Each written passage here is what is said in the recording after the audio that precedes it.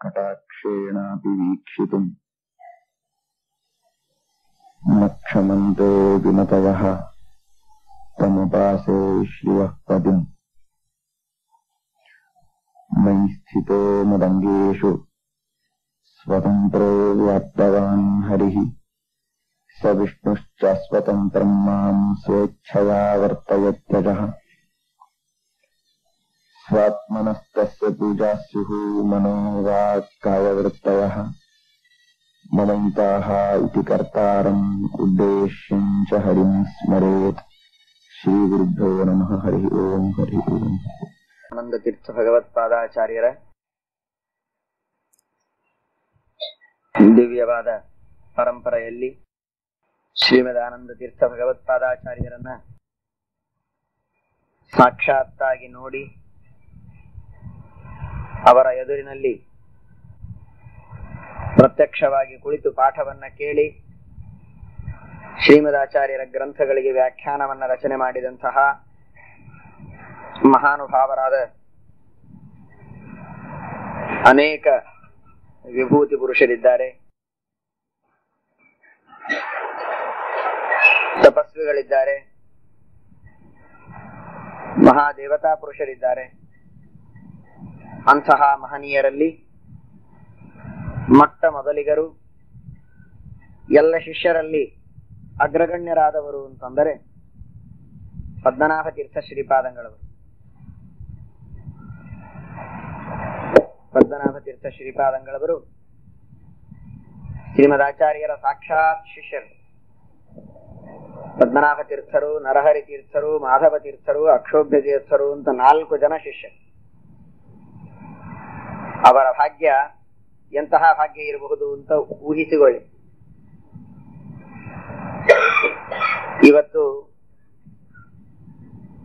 ಯಾರಾದರೂ ಉಪದೇಶವನ್ನ ಮಾಡುವ ಗುರುಗಳು ಪಾಠವನ್ನ ಹೇಳುವುದಕ್ಕೆ ಸಿಗುತ್ತಾರೆ ಅಂತಂದ್ರೆ ಬಹಳ ದೊಡ್ಡ ಭಾಗ್ಯ. ಶ್ರೀಮದಾಚಾರ್ಯರ ಶಾಸ್ತ್ರವನ್ನ ಓದಿದ ಅಥವಾ ಕೇಳಿದಂತಹ ಒಬ್ಬ ವ್ಯಕ್ತಿಯಾದರೂ ಉಪದೇಶವನ್ನ ಮಾಡುವುದಕ್ಕೆ ಸಿಗ್ತಾರೆ ಅಂತಂದ್ರೆ ಎಷ್ಟೋ ಜನ್ಮಗಳ ಭಾಗ್ಯ ಪುಣ್ಯ ಎಂಬುದಾಗಿ ನಾವು ಭಾವಿಸಬೇಕು. ಅದಕ್ಕೆ ವಿಪರೀತವಾಗಿ ಅಂತಹ ಮಹಾನುಭಾವರು ಉಪದೇಶ ಮಾಡುವವರ ಹತ್ತಿರ ಇದ್ದಾಗ ಉಪದೇಶವನ್ನ ಪಡೆಯದೇ ಇದ್ರೆ, ಸ್ವೀಕಾರ ಮಾಡದೇ ಇದ್ರೆ ಅಷ್ಟೇ ದೌರ್ಭಾಗ್ಯವೇ ಸರಿ. ಶ್ರೀಮದಾಚಾರ್ಯರು ಮಹಾಭಾರತ ತಾತ್ಪರ್ಯ ನಿರ್ಣಯದಲ್ಲಿ ತಿಳಿಸಿದಂತೆ ಉಪದೇಶ ಮಾಡತಕ್ಕಂತಹ ಗುರುಗಳ ಹತ್ತಿರ ಇದ್ದಾಗಲೂ ಉಪದೇಶ ಸ್ವೀಕಾರ ಮಾಡದಿದ್ದರೆ ಅಸುರಾಣಾಂ ತಮಃ ಪ್ರಾಪ್ತಿ ತದಾ ನಿಯಮತೋ ಭವೇತ್ ಯದಾ ತು ಜ್ಞಾನಿ ಸದ್ಭಾವೇ ನೈವ ಗೃಹಂತಿ ತತ್ಪರಂ.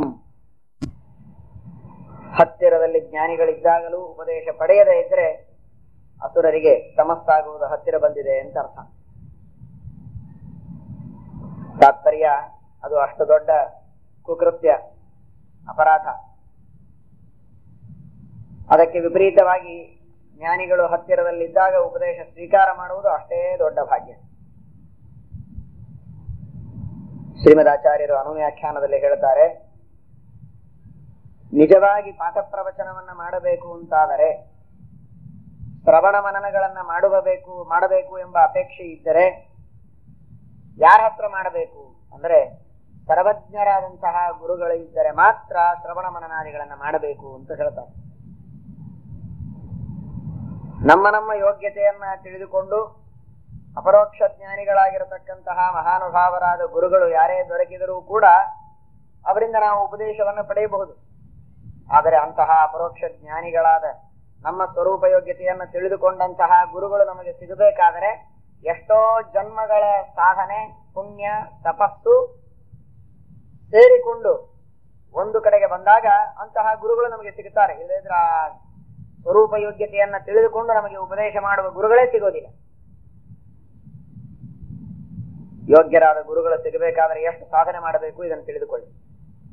ಒಬ್ಬ ಸಾಮಾನ್ಯ ನನ್ನ ಸ್ವರೂಪ ಯೋಗ್ಯತೆಯನ್ನ ತಿಳಿದುಕೊಂಡ ಅಪರೋಕ್ಷ ಜ್ಞಾನಿಯಾದ ಗುರುಗಳು ಸಿಗಬೇಕಾದರೆ ಜನ್ಮಗಳ ಸಾಧನ ಪರಿಪಕ್ವವಾದಾಗ ನಮಗೆ ಸಿಗುತ್ತಾರೆ ಅಂತಂದ ಮೇಲೆ ಇನ್ನು ನಿಜವಾಗಿಯೂ ಸರ್ವಜ್ಞರು ಅಂದ್ರೆ ಸರ್ವಜ್ಞರೇ ಆದ ಸಮಸ್ತ ಜೀವರಾಶಿಗಳ ಸ್ವರೂಪವನ್ನು ತಿಳಿದುಕೊಂಡಂತಹ, ಸರ್ವ ವೇದಗಳನ್ನು ತಿಳಿದುಕೊಂಡ, ಸರ್ವಶಾಸ್ತ್ರಗಳನ್ನು ತಿಳಿದುಕೊಂಡ ಯಸ್ತತ್ ಪ್ರಸಾದಾತ್ ಅಖಿಲಾಂಶ ವೇದಾನ್ ಸಪಂಚರಾತ್ರಾನ್ ಸರಹಸ್ಯ ಸಂಗ್ರಹಾನ್.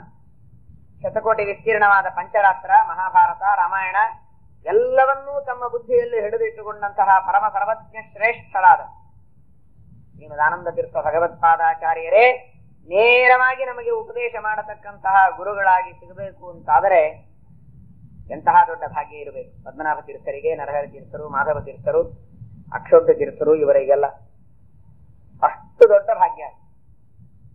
ಆ ಭಾಗ್ಯವನ್ನ ಪಡೆದುಕೊಳ್ಳುವಂತಹ ಮಹಾನುಭಾವರು, ದೇವಾಂಶ ಸಂಭೂತರು ಅಂದರೆ ಪದ್ಮನಾಭ ತೀರ್ಥ. ಆ ಪದ್ಮನಾಭ ತೀರ್ಥರ ದಿವ್ಯವಾದಂತಹ ಚರಿತ್ರೆಯನ್ನು ಕೇಳುವಾಗ ಮೊಟ್ಟ ಮೊದಲನೆಯದಾದ ಅವರ ಬಗ್ಗೆ ತಿಳಿಯಬೇಕಾದ ಅಂಶ ಅಂದ್ರೆ ಇದು. ಜೀವೋತ್ತಮರಾದ ಸರ್ವಜ್ಞರಾದ ಸಾಕ್ಷಾತ್ ಪರಮಾತ್ಮನ ಪುತ್ರರಾದ ವಾಯುದೇವರ ಎದುರಿನಲ್ಲಿ ಪುಸ್ತಕವನ್ನ ಹಿಡಿದು ಓದುವಂತಹ ದೊಡ್ಡ ಭಾಗ್ಯವನ್ನ ಪಡೆದುಕೊಂಡಂತವರು ಪದ್ಮನಾಭ ತೀರ್ಥ. ಅವರು ಶೋಭನ ಭಟ್ಟರು ಅಂತ ಅವರ ಹೆಸರು. ಪೂರ್ವಾಶ್ರಮದಲ್ಲಿ ಹುಟ್ಟಿನಿಂದ ಅವರು ಈ ಸನಾತನ ಸತ್ಸಂಪ್ರದಾಯದ ವೈಷ್ಣವ ಸಿದ್ಧಾಂತದ ಪರಿಚಯ ಇದ್ದವರಲ್ಲ.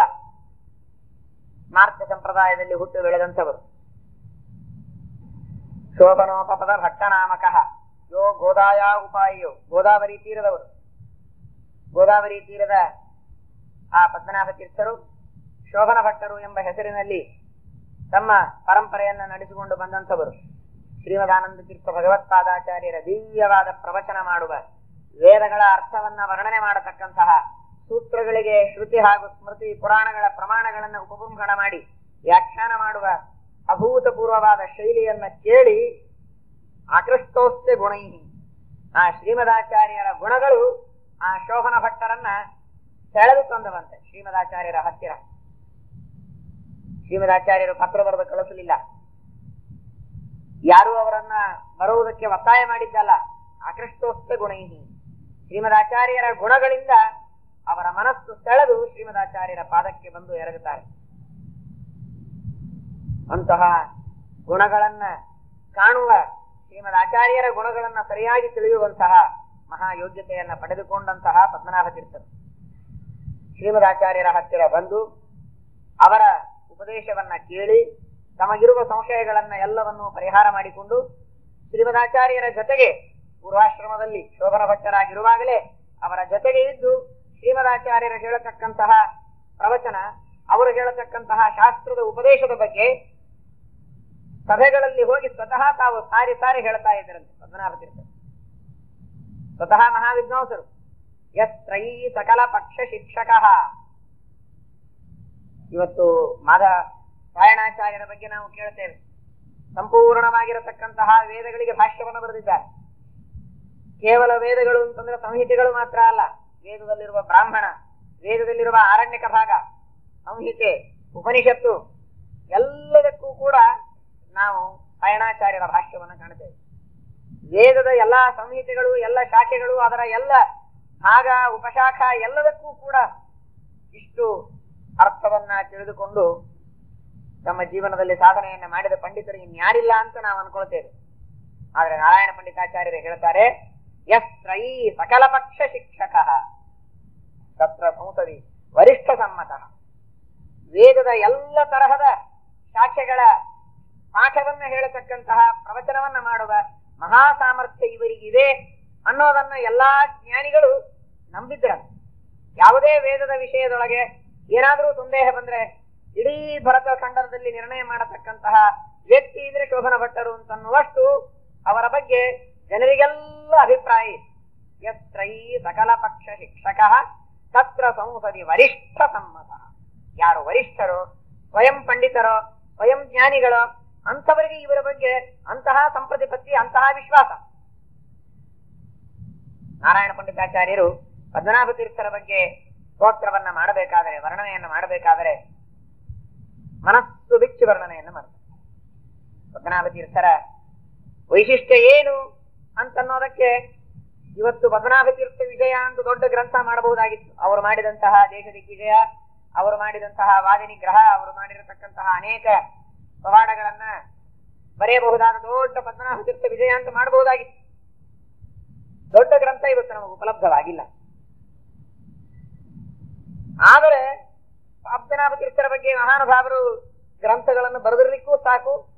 ಅದು ಈ ಪಾಶ್ಚಾತ್ಯರ ಆಕ್ರಮಣದಲ್ಲಿಯೋ, ಔರಂಗಜೇಬನ ಆಕ್ರಮಣದಲ್ಲಿಯೋ, ಪಾಶ್ಚಾತ್ಯರ ಆಕ್ರಮಣದಲ್ಲಿ ಅದು ಪರದೇಶಕ್ಕೂ ಹೋಗಿರ್ಲಿಕ್ಕೆ ಸಾಕು, ಅಥವಾ ಇಲ್ಲೇ ಸುಟ್ಟು ಹೋಗಿದೆಯೋ ಗೊತ್ತಿಲ್ಲ. ಇವತ್ತಿಗಂತೂ ವಿಶೇಷವಾದ ಅವರ ದೊಡ್ಡದಾದ ಚರಿತ್ರೆಯ ಗ್ರಂಥ ಉಪಲಬ್ಧವಾಗುವುದಿಲ್ಲ.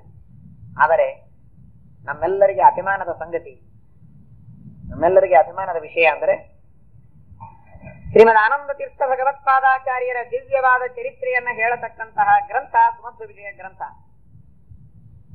ಅಂತಹ ಸುಮಧ್ವ ವಿಜಯ ಗ್ರಂಥ ಶ್ರೀಮದಾಚಾರ್ಯರ ಚರಿತ್ರೆಯನ್ನು ಹೇಳಲಿಕ್ಕೆ ಹೊರಟದ್ದು. ಶ್ರೀಮದಾಚಾರ್ಯರ ಚರಿತ್ರೆಯನ್ನು ಹೇಳಲಿಕ್ಕೆ ಹೊರಟಂತಹ ಗ್ರಂಥದೊಳಗೆ ಪದ್ಮನಾಭ ತೀರ್ಥರ ಬಗ್ಗೆ ಅದ್ಭುತವಾದ ವರ್ಣನೆಯನ್ನು ನಾವು ನಾರಾಯಣ ಪಂಡಿತಾಚಾರ್ಯರ ಮುಖದಿಂದ ನಾವು ಕೇಳ್ತೇವೆ. ಈ ಒಂದು ವಿಶಿಷ್ಟವಾದ ಸ್ಥಾನ ಪದ್ಮನಾಭ ತೀರ್ಥರ ಹತ್ತಿರ ಸಾಕ್ಷಾತ್ ಓದಿದ ಶಿಷ್ಯರೋ ಅಥವಾ ಮುಂದೆ ಬಂದಂತಹ ಯಾರೋ ಒಬ್ಬ ದೊಡ್ಡ ಸಾಹಿತಿಯೋ ಒಂದು ದೊಡ್ಡದಾದ 1000 ಪುಟದ ಪುಸ್ತಕ ಬರೆಯುವುದು ಒಂದು ಕಡೆಗೆ, ಸಾಕ್ಷಾತ್ ಶ್ರೀಮದಾಚಾರ್ಯರ ಶಿಷ್ಯರಾದ ತ್ರಿವಿಕ್ರಮ ಪಂಡಿತಾಚಾರ್ಯರ ಶಿಷ್ಯರು ನಾರಾಯಣ ಪಂಡಿತಾಚಾರ್ಯರು. ಅಂತಹ ಶ್ರೀಮದಾಚಾರ್ಯರನ್ನ ತಮ್ಮ ಚಿಕ್ಕ ವಯಸ್ಸಿನಲ್ಲಿ ನೋಡಿದ, ಶ್ರೀಮದಾಚಾರ್ಯರ ಜೊತೆಗೆ ವಾಕ್ಯಾರ್ಥ ಮಾಡಿದಂತಹ ತ್ರಿವಿಕ್ರಮ ಪಂಡಿತಾಚಾರ್ಯರ ಶಿಷ್ಯರಾದ ಶ್ರೀಮದ್ ಆನಂದ ತೀರ್ಥ ಭಗವತ್ಪಾದಾಚಾರ್ಯರ ದಿವ್ಯ ಚರಿತ್ರೆಯನ್ನ ಇವತ್ತು ಸಮಸ್ತವಾದಂತಹ ಮಾಧ್ವ ಜನತೆಗೆ ಕೊಟ್ಟಂತಹ ಮಹಾಪುರುಷರಾದ ನಾರಾಯಣ ಪಂಡಿತಾಚಾರ್ಯರ ಮುಖದಲ್ಲಿ ಅವರು 10 ಶ್ಲೋಕಗಳಲ್ಲಿ 20 ಶ್ಲೋಕಗಳಲ್ಲಿ ಇವರ ಬಗ್ಗೆ ಹೇಳಿದರೂ ಕೂಡ ಆ ಒಂದೊಂದು ಅಕ್ಷರಕ್ಕೂ ಬಹಳ ಬೆಲೆ ಇದೆ. ಒಂದೊಂದು ವಾಕ್ಯ, ಒಂದೊಂದು ಪದ ಅಂತಂದ್ರೆ ಒಂದೊಂದು ಪುಸ್ತಕದಷ್ಟು ಮಹತ್ವ ಅದಕ್ಕೆ ಬರುತ್ತೆ. ಅಂತಹ ಮಹತ್ವವನ್ನ ನಾರಾಯಣ ಪಂಡಿತಾಚಾರ್ಯರು ಪದ್ಮನಾಭ ತೀರ್ಥರ ಬಗ್ಗೆ ಹೇಳ್ತಾರೆ. ಸ್ವಲ್ಪೇ ಮಾತಿನಲ್ಲಿ ಹೇಳ್ತಾರೆ, ಬಹಳ ಅರ್ಥಗರ್ಭಿತವಾದ ಮಾತನ್ನು ಹೇಳ್ತಾರೆ. ಪದ್ಮನಾಭ ತೀರ್ಥರ ಪರಂಪರೆಯಲ್ಲಿ ಬಂದಂಥವರಲ್ಲ ನಾರಾಯಣ ಪಂಡಿತಾಚಾರ್ಯರು. ಉಡುಪಿಯಲ್ಲಿದ್ದವರು, ತ್ರಿವಿಕ್ರಮ ಪಂಡಿತಾಚಾರ್ಯರ ಶಿಷ್ಯರು, ಕಾವು ಮಠದಲ್ಲಿ ಇರುವಂತವರು. ಕಾವು ಮಠ ಅಂತ ಒಂದಿದೆ, ಅಲ್ಲಿ ತ್ರಿವಿಕ್ರಮ ಪಂಡಿತಾಚಾರ್ಯರಿಗೆ ಒಂದು ಪ್ರತಿಮೆಯನ್ನು ಕೊಟ್ಟು ಶ್ರೀಮದಾಚಾರ್ಯರು ಪೂಜೆ ಮಾಡುವುದಕ್ಕೆ ಕೊಡ್ತಾರೆ. ಆ ಪ್ರತಿಮೆಯ ವೈಶಿಷ್ಟ್ಯ ಅಂದ್ರೆ ಲಕ್ಷ್ಮೀದೇವಿಯನ್ನ ಪರಮಾತ್ಮ ತನ್ನ ಬೊಗಸೆಯಲ್ಲಿ ಇಟ್ಟುಕೊಂಡಿದ್ದಾನೆ. ತೊಡೆಯ ಮೇಲೆ ಕೂಡಿಸಿಕೊಂಡ ಪ್ರತಿಮೆಯನ್ನು ನೀವು ನೋಡಿರ್ತೀರಿ. ಲಕ್ಷ್ಮೀದೇವಿಯನ್ನ ತನ್ನ ಬೊಗಸೆಯಲ್ಲಿ ಪರಮಾತ್ಮ ಇಟ್ಟುಕೊಂಡಂತಹ ಪ್ರತಿಮೆ ಅದು, ಲಕ್ಷ್ಮೀನಾರಾಯಣನ ಪ್ರತಿಮೆ. ಅದನ್ನ ಶ್ರೀಮದಾಚಾರ್ಯರು ತ್ರಿವಿಕ್ರಮ ಪಂಡಿತಾಚಾರ್ಯರಿಗೆ ಪೂಜೆ ಮಾಡುವುದಕ್ಕೆ ಕೊಟ್ಟಿದ್ದಾರೆ. ಆ ಪರಂಪರೆಯಲ್ಲಿ ಬಂದಂತವರು ನಾರಾಯಣ ಪಂಡಿತಾಚಾರ್ಯರು. ಪದ್ಮನಾಭ ತೀರ್ಥರ ಈ ಪರಂಪರೆಯಲ್ಲಿ ಪೀಳಿಗೆಯ ಶಿಷ್ಯರಾಗಿ ಬಂದವರಲ್ಲ. ಆ ಪೀಳಿಗೆಯ ಅಭಿಮಾನದಿಂದಾಗಿ ಹೊಗಳಿದಂತಹ ಮಾತಲ್ಲದು. ಹೇಗೆ ಆಕೃಷ್ಟೋಸ್ತೆ ಗುಣೈಹಿ, ಶ್ರೀಮದಾಚಾರ್ಯರ ಗುಣಗಳಿಂದ ಪದ್ಮನಾಭ ತೀರ್ಥರು ಆಕೃಷ್ಟರಾದರೋ ಹಾಗೆ ಪದ್ಮನಾಭ ತೀರ್ಥರಲ್ಲಿರುವ ಅಸಾಧಾರಣವಾದ ಆ ಗುಣಗಳಿಂದ ಮನಸ್ಸು ಸೆಳೆದು ನಾರಾಯಣ ಪಂಡಿತಾಚಾರ್ಯರು ಬಿಚ್ಚು ಮನಸ್ಸಿನಿಂದ ಹೊಗಳುತ್ತಾರೆ. ಯಸ್ತ್ರೈ ಸಕಲ ಪಕ್ಷ ಶಿಕ್ಷಕ ತತ್ರ ಸಂಸದಿ ವರಿಷ್ಠ ಸಮ್ಮತಃ ಶೋಭನೋಪಪದ ಭಕ್ತನಾಮಕಃ ಪೂರ್ಣ ಸಂಖ್ಯ ಮನಮನ್ ಮುಹುರ್ಮುದ. ಶ್ರೀಮದಾಚಾರ್ಯರ ಹತ್ತಿರ ಬಂದರೆ ಟೊಂಕಕ್ಕೆ ಕಟ್ಟಿ ನಮಸ್ಕಾರವನ್ನ ಹಾಕ್ತಾ ಇದ್ರಂತೆ. ಒಂದಲ್ಲ, ಮನಮನ್ ಮುಹುರ್ಮುದ 5-5, 10 ನಮಸ್ಕಾರಗಳನ್ನ ಅಡ್ಡ ಬಿದ್ದು ಶ್ರೀಮದಾಚಾರ್ಯರಿಗೆ ನಮಸ್ಕಾರ ಹಾಕಿ ಅವರ ಪಕ್ಕದಲ್ಲಿ ವಿನಯದಿಂದ ಕುಳಿತು ಅವರು ಹೇಳುವ ಮಾತನ್ನ ಕೇಳಿ ಅವರ ಬಗ್ಗೆ ಪ್ರವಚನದಲ್ಲಿ ಹೇಳ್ತಾ ಇದ್ದಾರೆ. ಶ್ರೀಮದಾಚಾರ್ಯರ ಶಾಸ್ತ್ರ ಎಷ್ಟು ಅದ್ಭುತವಾಗಿದೆ, ಶ್ರೀಮದಾಚಾರ್ಯರ ಹೇಳತಕ್ಕಂತಹ ಯುಕ್ತಿಗಳು ಎಷ್ಟು ಶ್ರೇಷ್ಠವಾಗಿದೆ, ಎಷ್ಟು ತಾರ್ಕಿಕ ಶಿಖಾಮಣಿ ಸ್ತುದೀಹಿ ವರ್ತಮಾನ ಸಮಯಾನ್ ನಿರಾಕರೋ ವೇದ ಭಾರತ ಪುರಾಣ ನಿಶ್ಚಿತ ಭಾಷ್ಯಮೇತದ ಶೃಣೋತ್ತಮದ್ಭುತ. ಮಹಾತಾರ್ಕಿಕರು, ವೇದ ವಿದ್ವಾಂಸರು, ಎಲ್ಲ ತರಹದ ವಾದಿಗಳನ್ನ ಖಂಡನ ಮಾಡತಕ್ಕಂತಹ ಸಾಮರ್ಥ್ಯ ಇದ್ದವರು. ಅಂತವರು ಶ್ರೀಮದಾಚಾರ್ಯರ ಭಾಷ್ಯವನ್ನ ಕೇಳಿದ ಮೇಲೆ ಇನ್ನೊಂದನ್ನ ಕೇಳಬಾರದು ಅಂತ ಅನಿಸ್ತಂತವೆ. ಎಲ್ಲಾ ಶಾಸ್ತ್ರಗಳನ್ನ ಓದಿ ಓದಿ ಓದಿ ಓದಿ ಮಹಾವಿದ್ವಾಂಸರಾಗಿರತಕ್ಕಂತಹ ಪದ್ಮನಾಭ ತೀರ್ಥರಿಗೆ, ಶೋಧನ ಭಟ್ಟರಿಗೆ ನಾರವಿಂದ ಮಕರಂದ ಮಾಪ್ತವಾನ್ ಆಚ್ಛ ದಿಚ್ಛೈವ ವಾಂಛತಿ ತರದು. ಆ ಶ್ರೀಮದಾಚಾರ್ಯರ ಭಾಷ್ಯದ ಸೊಬಗನ್ನ ನೋಡಿದ ಆದ ಮೇಲೆ ಇನ್ನೊಂದು ಗ್ರಂಥಗಳನ್ನ ಮುಟ್ಟಬೇಕು ಅಂತನ್ನುವ ಮನಸ್ಸು ಅವರಿಗೆ ಆಗಲಿಲ್ಲ. ಅಷ್ಟು ಶ್ರೀಮದಾಚಾರ್ಯರಿಗೆ ಮನಸೋತು ಅವರ ದಾಸಾನುದಾಸ ಶಿಷ್ಯರಾಗ್ತಾರೆ ಶೋಭನ ಭಟ್ಟರು. ಉಪನ್ಯಾಸದಲ್ಲಿ ಅವರು ಹೇಳ್ತಾ ಇದ್ದಾರೆ, ಬಲಮುರಿ ಶಂಖ ಇರುತ್ತದೆ, ಆ ಶಂಖದ ದೃಷ್ಟಾಂತವನ್ನ ಕೊಟ್ಟು ಪ್ರತಿಯೊಂದು ಕಡೆಗೆ ಹೋಗಲಲ್ಲೂ ಅದನ್ನೇ ಉಪನ್ಯಾಸ ಮಾಡಿ. ಶ್ರೀಮದಾಚಾರ್ಯರ ಶಾಸ್ತ್ರ ಇದರ ಬಗ್ಗೆ ನೀವು ಆಧಾರವನ್ನು ತಾಳಬೇಕು. ನಿಮಗೆಲ್ಲ ಬಲಮುರಿ ಶಂಖವನ್ನ ಅನೇಕ ಜನರಿಗೆ ಕೊಡಿಸಿದ್ದಾರೆ.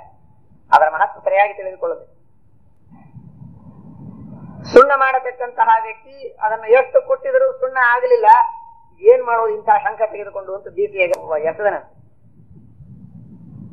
ಮತ್ತೊಬ್ಬ ಅದರ ಮಹತ್ವ ತಿಳಿದುಕೊಂಡು ಇದು ಬಲಮುರಿ ಶಂಖ, ಮೇಲಿಂದ ಮೇಲೆ ಎಲ್ಲ ಕಡೆಗೂ ಸಿಗೋದಿಲ್ಲ, ಬಹಳ ತುಟ್ಟಿ ಇದು ಅಂತ ಹೇಳಿ ಗಟ್ಟಿಯಾದ ಆ ಬಲಮುರಿ ಶಂಖ 5,000, 10,000, 20,000, 50,000 ಸಿಗತ್ತೆ. ಸಣ್ಣದಾದ ಶಂಖ ರಾಮೇಶ್ವರದಲ್ಲಿ ಇವತ್ತಿಗೂ 25,000, 50,000 ರೂಪಾಯಿ ಬಲಮುರಿ ಶಂಖಕ್ಕೆ. ಅಷ್ಟು ಬೆಲೆ ಬಾಳುವಂತಹ ವಸ್ತು. ಇದು ಗೊತ್ತಿದ್ದ ಒಬ್ಬ ವ್ಯಕ್ತಿ ಇದನ್ನು ತೆಗೆದುಕೊಂಡು ಮಾರಿದರೆ ನನ್ನ ಇಡೀ ಜೀವನ ನಡೆಯುತ್ತದೆ, ಈ ಹುಚ್ಚ ಒಗೆದು ಹೋದ ಅಂತ ಹೇಳಿ ಅದನ್ನು ತೆಗೆದುಕೊಂಡು ಅದನ್ನು ರಕ್ಷಣೆ ಮಾಡಿ ಯೋಗ್ಯನಾದ ಶ್ರೀಮಂತ ವ್ಯಕ್ತಿ ರಾಜ ಬಂದಾಗ ಅದನ್ನ ಮಾರಾಟ ಮಾಡೋಣ ಅಂತ ಹೇಳಿ ಮಾರಾಟ ಮಾಡ್ತಾನೆ. ಬೇಕಾದಷ್ಟು ಸಂಪತ್ತು ಸಿಗ್ತದೆ, ಆನಂದದಿಂದ ಇರ್ತಾನೆ. ಹುಚ್ಚ ಅವನಿಗೆ ಅದರ ಮಹತ್ವ ಗೊತ್ತಿಲ್ಲದೆ ಒಗೆದು ಬಿಟ್ಟ ಒಬ್ಬ. ಇನ್ನೊಬ್ಬ ಯಾವ ವ್ಯಕ್ತಿ ಅದನ್ನ ಭಕ್ತಿಯಿಂದ ತೆಗೆದುಕೊಳ್ತಾನೆ ಅವನು ಮತ್ತೆ ಅದಕ್ಕೆ ಡಬಲ್ ಮಾರಿ ಮಾರಾಟ ಮಾಡ್ಲಿಕ್ಕೆ ತಗೊಳ್ಳೋದಿಲ್ಲ. ಅದನ್ನ ಮನೆಗೆ ಒಯ್ದು ನಿತ್ಯದಲ್ಲಿ ಪೂಜೆಯನ್ನು ಮಾಡಿ ಅವನು ಅದನ್ನ ಮಾರಿ 5,000, 10,000, 20,000 ಸಂಪಾದನೆ ಮಾಡಿದ್ರೆ ನಿತ್ಯದಲ್ಲಿ ಅದನ್ನ ಪೂಜೆ ಮಾಡಿ ಅಖಂಡವಾಗಿ ಸಂಪತ್ತು ಸಮೃದ್ಧಿಯನ್ನ ಅವನ ಮನತನದಲ್ಲೇನೆ ನಿರಂತರವಾಗಿ ಪೂಜೆ ಮಾಡುವವರೆಗೂ ಅಖಂಡ ಸೌಭಾಗ್ಯ ಸಂಪತ್ತನ್ನ ಅದೇ ಶಂಖದಿಂದ ಪಡಿತಾನೆ. ಶಂಖ 3 ಜನರಿಗೂ ಸಿಕ್ತು. ಒಬ್ಬನಿಗೆ ಅದು ಏನೂ ಪ್ರಯೋಜನ ಕೊಡ್ಲಿಲ್ಲ, ಮತ್ತೊಬ್ಬನಿಗೆ ಸ್ವಲ್ಪೇ ಸಂಪತ್ತು ಕೊಟ್ಟು ಇನ್ನೊಬ್ಬನಿಗೆ ಅಪಾರವಾಗಿರತಕ್ಕಂತಹ ಐಶ್ವರ್ಯವನ್ನ ಕೊಟ್ಟಿದೆ. ಹಾಗೆ ಶ್ರೀಮದಾಚಾರ್ಯರ ಶಾಸ್ತ್ರ ಇದು ಬಲಮುರಿ ಶಂಖ ಇದ್ದ ಹಾಗೆ ಎಲ್ಲ ಕಡೆಗೆ ಸಿಗೋದಿಲ್ಲ, ಬಹಳ ಅಪರೂಪದ ವಸ್ತು. ಇದನ್ನ ಕೆಲವರು ಇದರೊಳಗೆ ಏನ್ ಅರ್ಥ ಇದೆ, ಏನೋ ಯಾವುದೋ ಔಟ್ಡೇಟೆಡ್ ಆದ ವಿಷಯಗಳನ್ನ ಹೇಳ್ತಾರೆ ಅಂತ ಹೇಳಿ ಅದನ್ನ ಎಸೆದು ಬಿಡ್ತಾರೆ, ನೋಡುವುದೇ ಇಲ್ಲ. ಮನೆಯಲ್ಲಿ ಶ್ರೀಮದಾಚಾರ್ಯರು ಬರೆದ ಪುಸ್ತಕವಾದರೂ ಇರಬೇಕು. ಮಹಾಭಾರತ ತಾತ್ಪರ್ಯ ನಿರ್ಣಯದ ಪುಸ್ತಕವನ್ನಾದರೂ ಕನಿಷ್ಠ ಪಕ್ಷ ಮನೆಯಲ್ಲಿ ಇಟ್ಟುಕೊಳ್ಳಿ. ಸರ್ವಮೂಲ ಗ್ರಂಥಗಳನ್ನ ಇಟ್ಟುಕೊಳ್ಳಿ, ಸುಧಾರಿ ಗ್ರಂಥಗಳನ್ನ ಇಟ್ಟುಕೊಳ್ಳಿ. ಅದನ್ನು ನೋಡ್ತಾ ನೋಡ್ತಾ ನೋಡ್ತಾ ಇದ್ದರಾದ್ರೂ ನಿಮಗೆ ಅಥವಾ ನಿಮ್ಮ ಮಕ್ಕಳಿಗೋ ಮೊಮ್ಮಕ್ಕಳಿಗೋ ಯಾಕಾದ್ರೂ ನಮ್ಮ ತಂದೆ ತಾತ ಈ ಪುಸ್ತಕಗಳನ್ನು ಮನೆಯಲ್ಲಿ ಇಟ್ಟಾರೆ, ಏನಾದ್ರೂ ಇದ್ರೊಳಗೆ ಇರಬಹುದು. ಯಾವಾಗೋ ನಿಮ್ಮ ಮೇಲಿನ ಬಹಳ ಅಭಿಮಾನದಿಂದ ನಮ್ಮಪ್ಪ ಇಟ್ಟ ಪುಸ್ತಕ ಅಂತ ಅನ್ನೋದಕ್ಕೆ ಇದ್ರೊಳಗೆ ಏನಿದೆ ಅಂತ ಕೇಳೋಣ ಸಂಸ್ಕೃತ ಬಂದವರಿಗೆ ಅಂತ ಅನ್ನೋದಕ್ಕೆ ಒಬ್ಬ ಪಂಡಿತರ ಹತ್ರ ಬಂದು ಒಂದು ವಾಕ್ಯದ ಅರ್ಥ ಆದ್ರೂ ನಿಮ್ಮ ಮನೆತನದೊಳಗೆ ಯಾರಾದ್ರೂ ತಿಳ್ಕೊಂಡ್ರೆ ನಿಮ್ ಕುಲದ ಉದ್ಧಾರ ಆಗ್ತದೆ. ಮನೆಯಲ್ಲಿ ಆದ್ರೂ ಪುಸ್ತಕ ಇರಬೇಕು. ಇದರಿಂದ ಏನ್ ಪ್ರಯೋಜನ? ದುಃಖವಾಗತ್ತೆ. ನಮ್ಮ ಗುರುಗಳು ಮಾಡಿರತಕ್ಕಂತಹ ಬಹಳ ದೊಡ್ಡದಾದ ಉಪಕಾರ. ನಮ್ಮ ಗುರುಗಳು ಸಂಚಾರ ಮಾಡುವಾಗ ದೇಶ ದೇಶಗಳಿಗೆ ಹೋಗಿ ಸಂಚಾರ ಮಾಡಿದ್ದಾರೆ. ಸಂಚಾರ ಮಾಡಿದಾಗ ಎಷ್ಟೆಷ್ಟೋ ಜನ ದೊಡ್ಡದಾಗಿರತಕ್ಕಂತಹ ಮನೆಯಲ್ಲಿರುವ ಗ್ರಂಥಾಲಯಗಳನ್ನ ಸುಲಭವಾಗಿ ನದಿಯಲ್ಲಿ ತೇಲಿಬಿಟ್ಟಿದ್ದಾರೆ. ಕೆಲವರು ಸುಟ್ಟು ಹಾಕಿದ್ದಾರೆ. ಇವರು ಅಂತರಂಗದ ಔರಂಗಜೇಬರು, ಬಹಿರಂಗ ಔರಂಗಜೇಬರಲ್ಲ. ಯಾರಿಗೆ ಬೈಯುವುದಲ್ಲ, ದುಷ್ಟ ಬುದ್ಧಿಯಿಂದ ಮಾಡಿಲ್ಲ, ಆದ್ರೆ ಅನಾಸ್ಥೆ. ಇದನ್ನ ತೆಗೆದುಕೊಂಡು ಏನ್ ಮಾಡೋದಿದೆ? ಇದರೊಳಗಿನ ಕೆಮಿಸ್ಟ್ರಿ ಇಲ್ಲ, ಫಿಸಿಕ್ಸ್ ಇಲ್ಲ, ಸೈನ್ಸ್ ಇಲ್ಲ. ಇದರಿಂದ ನಾನು ಹೊಟ್ಟೆ ತುಂಬುವುದಿಲ್ಲ, ನನ್ನ ಮನೆಯಲ್ಲಿ ಜಾಗ ಹಿಡಿತದೆ, ಹಾಗಾದ್ರೆ ನದಿಗೆ ಹಾಕೋಣ. ಕಣ್ಣಲ್ಲಿ ನೀರು ಬರ್ತದೆ.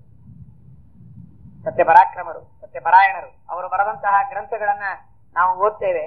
ಎಷ್ಟು ಅದ್ಭುತವಾದ ರೀತಿಯಲ್ಲಿ ವ್ಯಾಖ್ಯಾನದ ಶೈಲಿ. ಒಂದೊಂದು ಶಬ್ದ ಸಿಕ್ಕರೆ ಇಡೀ ಗ್ರಂಥವನ್ನೇ ಒಂದೊಂದು ವಾಕ್ಯದ ಮೇಲೆ, ಶಬ್ದದ ಮೇಲೆ ವಿಸ್ತಾರ ಮಾಡತಕ್ಕಂತಹ ಅದ್ಭುತವಾದ ಶೈಲಿ. ಅವರ ಊರಿನಲ್ಲಿ ಬೇಕಾದಷ್ಟು ಪುಸ್ತಕಗಳನ್ನ ನಮ್ಮ ಗುರುಗಳು ಸಂಗ್ರಹ ಮಾಡಿ ತಂದು ಅದನ್ನ ಲೈಬ್ರರಿಯಲ್ಲಿ ಇಟ್ಟಿದ್ದಾರೆ, ಪ್ರಕಾಶನ ಮಾಡಿದ್ದಾರೆ. ಆದ್ರೆ ಆ ಊರಿಗೆ ಹೋಗಿ ನಾವು ಕೇಳಿದ್ರೆ ಇದು ಎಲ್ಲಾ ಹೋಗಿ ಎಲ್ಲಿಯೋ ತಪ್ಪಿ ಉಳಿದದ್ದು ಸಿಕ್ಕದಕ್ಕೆ ನಮಗೆ ಇಷ್ಟು ಸಿಕ್ಕಿದೆ.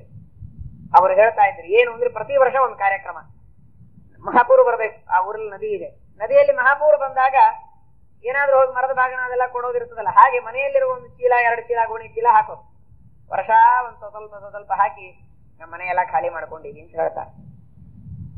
ಹೀಗೆ ಎಷ್ಟು ಗ್ರಂಥಗಳು ಹಾಳಾಗಿ ಹೋಗಿವೆ ತಿರಸ್ಕಾರದಿಂದ. ಇದಾಗಬಾರದು. ನೀವು ತಿಳಿದ್ರೆ ಬಹಳ ಸಂತೋಷ, ತಿಳಿಯದೇ ಇದ್ರೆ ಭಕ್ತಿಯಿಂದ ಪೂಜೆಯನ್ನಾದ್ರೂ ಮಾಡ್ಬೇಕು, ತಿರಸ್ಕಾರ ಮಾಡಬಾರ್ದು. ಅದರಿಂದ ಈ ಜನ್ಮದಲ್ಲಿ ಆ ಪುಸ್ತಕವನ್ನ ಇಟ್ಟುಕೊಳ್ಳುವವರ ಮನೆಯಲ್ಲಿ ಆದ್ರೂ ನೀವು ಹುಟ್ಟಿರ್ತೀರಿ.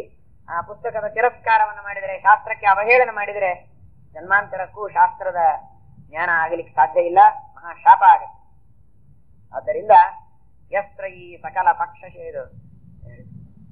ಚೂರ್ಣಕೃತ್ ವಿವಿಧ ಶಂಖ ಚೂರ್ಣಕಃ ಅಂತ ಹೇಳಿದಂತೆ ಆ ಶ್ರೇಷ್ಠವಾಗಿರತಕ್ಕಂತಹ ಶಂಖದ ಮಹಿಮೆಯನ್ನ ತಿಳಿದುಕೊಂಡು ಅದನ್ನ ಪೂಜೆಯನ್ನ ಮಾಡುವಂತೆ ಆ ಗ್ರಂಥದ ವಿಶೇಷವಾಗಿರತಕ್ಕಂತಹ ಮಹಿಮೆಯನ್ನ ಅರ್ಥ ಮಾಡಿಕೊಂಡು ಅದರ ಬಗ್ಗೆ ವಿಶೇಷವಾದ ಆದರವನ್ನ ಇಟ್ಟುಕೊಳ್ಳಬೇಕು. ಅದನ್ನು ಹೊಟ್ಟೆಪಾಡಿಗಾಗಿ ಯಾರಿಗೋ ಪಾಠ ಹೇಳಿ ಸಂಬಳ ತೆಗೆದುಕೊಂಡು ದುಡ್ಡಿಗಾಗಿ ಇದೊಂದು ಅನೇಕ ವಿದ್ಯೆಗಳಲ್ಲಿ ಇದೊಂದು ವಿದ್ಯೆ. ಇದನ್ನು ಕೂಡ ಪ್ರೊಫೆಸರ್ನ ಹಾಗೆ ಅದನ್ನು ಕೇವಲ ಹೇಳಿ ಅದರಿಂದ ದುಡ್ಡು ಸಂಪಾದನೆ ಮಾಡಿ ಹೊಟ್ಟೆ ತುಂಬಿಕೊಳ್ಳೋಣ ಅಂತ ಅನ್ನುವ ದೃಷ್ಟಿಯಿಂದ ಹೇಳಿದ್ರೆ ಅವನು ಮಧ್ಯಮ. ಇರ್ಲಿ, ಏನೇ ಇರ್ಲಿ, ಶಾಸ್ತ್ರವನ್ನ ವ್ಯಾಪಾರಕ್ಕಾಗಿ ಆದರೂ ಬಳಸ್ತಾನಲ್ಲ, ಪೂರ್ಣ ತಿರಸ್ಕಾರ ಮಾಡುವುದಕ್ಕಿಂತಲೂ ಓದಿ ಆದರೂ ಓದ್ತಾನೆ, ಹೊಟ್ಟೆಗಾಗಿ ಆದರೂ ಅದನ್ನು ಸ್ವೀಕಾರ ಮಾಡಿದ್ದಾನೆ, ಅವನು ಮಧ್ಯಮ. ಯಾರು ಕೇವಲ ಹೊಟ್ಟೆಗಾಗಿ ಅಲ್ಲದೆ ಕೇವಲ ಭಗವಂತನ ಪ್ರೀತಿಯಾಗಲಿ ಎಂಬ ಬುದ್ಧಿಯಿಂದ ಆತ್ಮೋದ್ಧಾರ ಮಾಡಿಕೊಳ್ಳಬೇಕು ಎಂಬಂತಹ ಒಂದು ಶ್ರದ್ಧೆಯಿಂದ ನಿಷ್ಠೆಯಿಂದ ಅದನ್ನ ತೆಗೆದುಕೊಂಡು ಸ್ವೀಕಾರ ಮಾಡಿ ಓದ್ತಾನೋ ಅವನು ಆ ಶಂಖದಿಂದ ಸಂಪೂರ್ಣವಾದ ಫಲವನ್ನ ಹೊಂದಬೇಕಾದ ವ್ಯಕ್ತಿ ಹೇಗೋ ಆ ತರಹ ಅವನು ಕೂಡ ಉತ್ತಮವಾಗಿರತಕ್ಕಂತಹ ವ್ಯಕ್ತಿ ಆಗ್ತಾನೆ. ನಮ್ಮ ಗುರುಗಳು ಇದನ್ನು ಹೇಳುವಾಗ ಮೇಲಿಂದ ಮೇಲೆ ಹೇಳ್ತಾ ಇದ್ರು, ಶಾಸ್ತ್ರವನ್ನ ಅಖಂಡವಾಗಿ ಅಧ್ಯಯನ ಮಾಡಬೇಕು, ಅದರ ಮಹತ್ವ ತಿಳಿಯಬೇಕು. ಇದು ಬಹಳ ಉತ್ತಮವಾದ ಕಾರ್ಯ. ಇನ್ನ ಈ ಒಂದು ನಮಗೆ ಆಗೋದಿಲ್ಲ ಅಂತ ಆಗಿದ್ರೆ ಈ ಜನ್ಮದೊಳಗೆ ಕನಿಷ್ಠ ಪಕ್ಷ ಶಾಸ್ತ್ರವನ್ನ ಓದುವಂತವರನ್ನ ಬೈದೇ ಇದ್ರೆ ಸಾಕು ಅಂತ ಹೇಳಿ. ಶಾಸ್ತ್ರವನ್ನು ಓದಿ ಏನ್ ಮಾಡ್ತೀರಿ? ಇದರಿಂದ ನಿಮ್ಗೆ ಏನ್ ಲಾಭ ಇದೆ? ಎಷ್ಟೋ ಜನ ಬೈಯುವವರಿದ್ರು, ಅನೇಕ ಜನ ಬೈತಕ್ಕಂತಹ ಜನ ಇರ್ತಾರೆ. ಈ ವಿದ್ಯಾರ್ಥಿಗಳು ಶಾಸ್ತ್ರವನ್ನ ಶಿಖಾಸೂತ್ರ ಇಟ್ಟುಕೊಂಡದ್ದನ್ನೆಲ್ಲ ನೋಡಿ, ಹಾಗಾದ್ರೆ ಇಷ್ಟೆಲ್ಲ ಜನ ಭಿಕ್ಷುಕರನ್ನ ನೀವು ಸಿದ್ಧ ಮಾಡ್ತಾ ಇದ್ದೀರಾ? ಇವರೆಲ್ಲ ಭಿಕ್ಷುಕರಂತೆ. ಇಷ್ಟೆಲ್ಲಾ ಜನ ಭಿಕ್ಷಾ ಪಾತ್ರೆ ಹಿಡಿದುಕೊಂಡು ಭಿಕ್ಷುಕರನ್ನ ತಯಾರು ಮಾಡೋದಕ್ಕೆ ಯಾಕೆ ಇಷ್ಟು ದೊಡ್ಡ ವಿದ್ಯಾಪೀಠ ಕಟ್ಟಿ ಶ್ರಮ ಪಡಬೇಕು?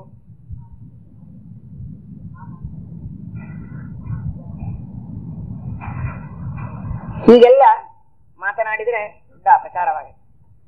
ಶ್ರೀಮದಾಚಾರ್ಯರ ಶಾಸ್ತ್ರವನ್ನು ಓದಬೇಕು, ಸರ್ವೋತ್ತಮವಾದ ಕಾರ್ಯ. ಕನಿಷ್ಠ ಪಕ್ಷಕ್ಕೆ ಓದುವವರಿಗೆ ಪ್ರೋತ್ಸಾಹ ಕೊಡಬೇಕು, ತನಗೆ ಸಾಧ್ಯವಿದ್ದಷ್ಟು ತಾನು ಅದನ್ನ ಶ್ರವಣ ಮಾಡಿ ಆದರೂ ತಿಳಿದುಕೊಳ್ಳಬೇಕು, ತಿರಸ್ಕಾರ ಮಾಡಬಾರದು.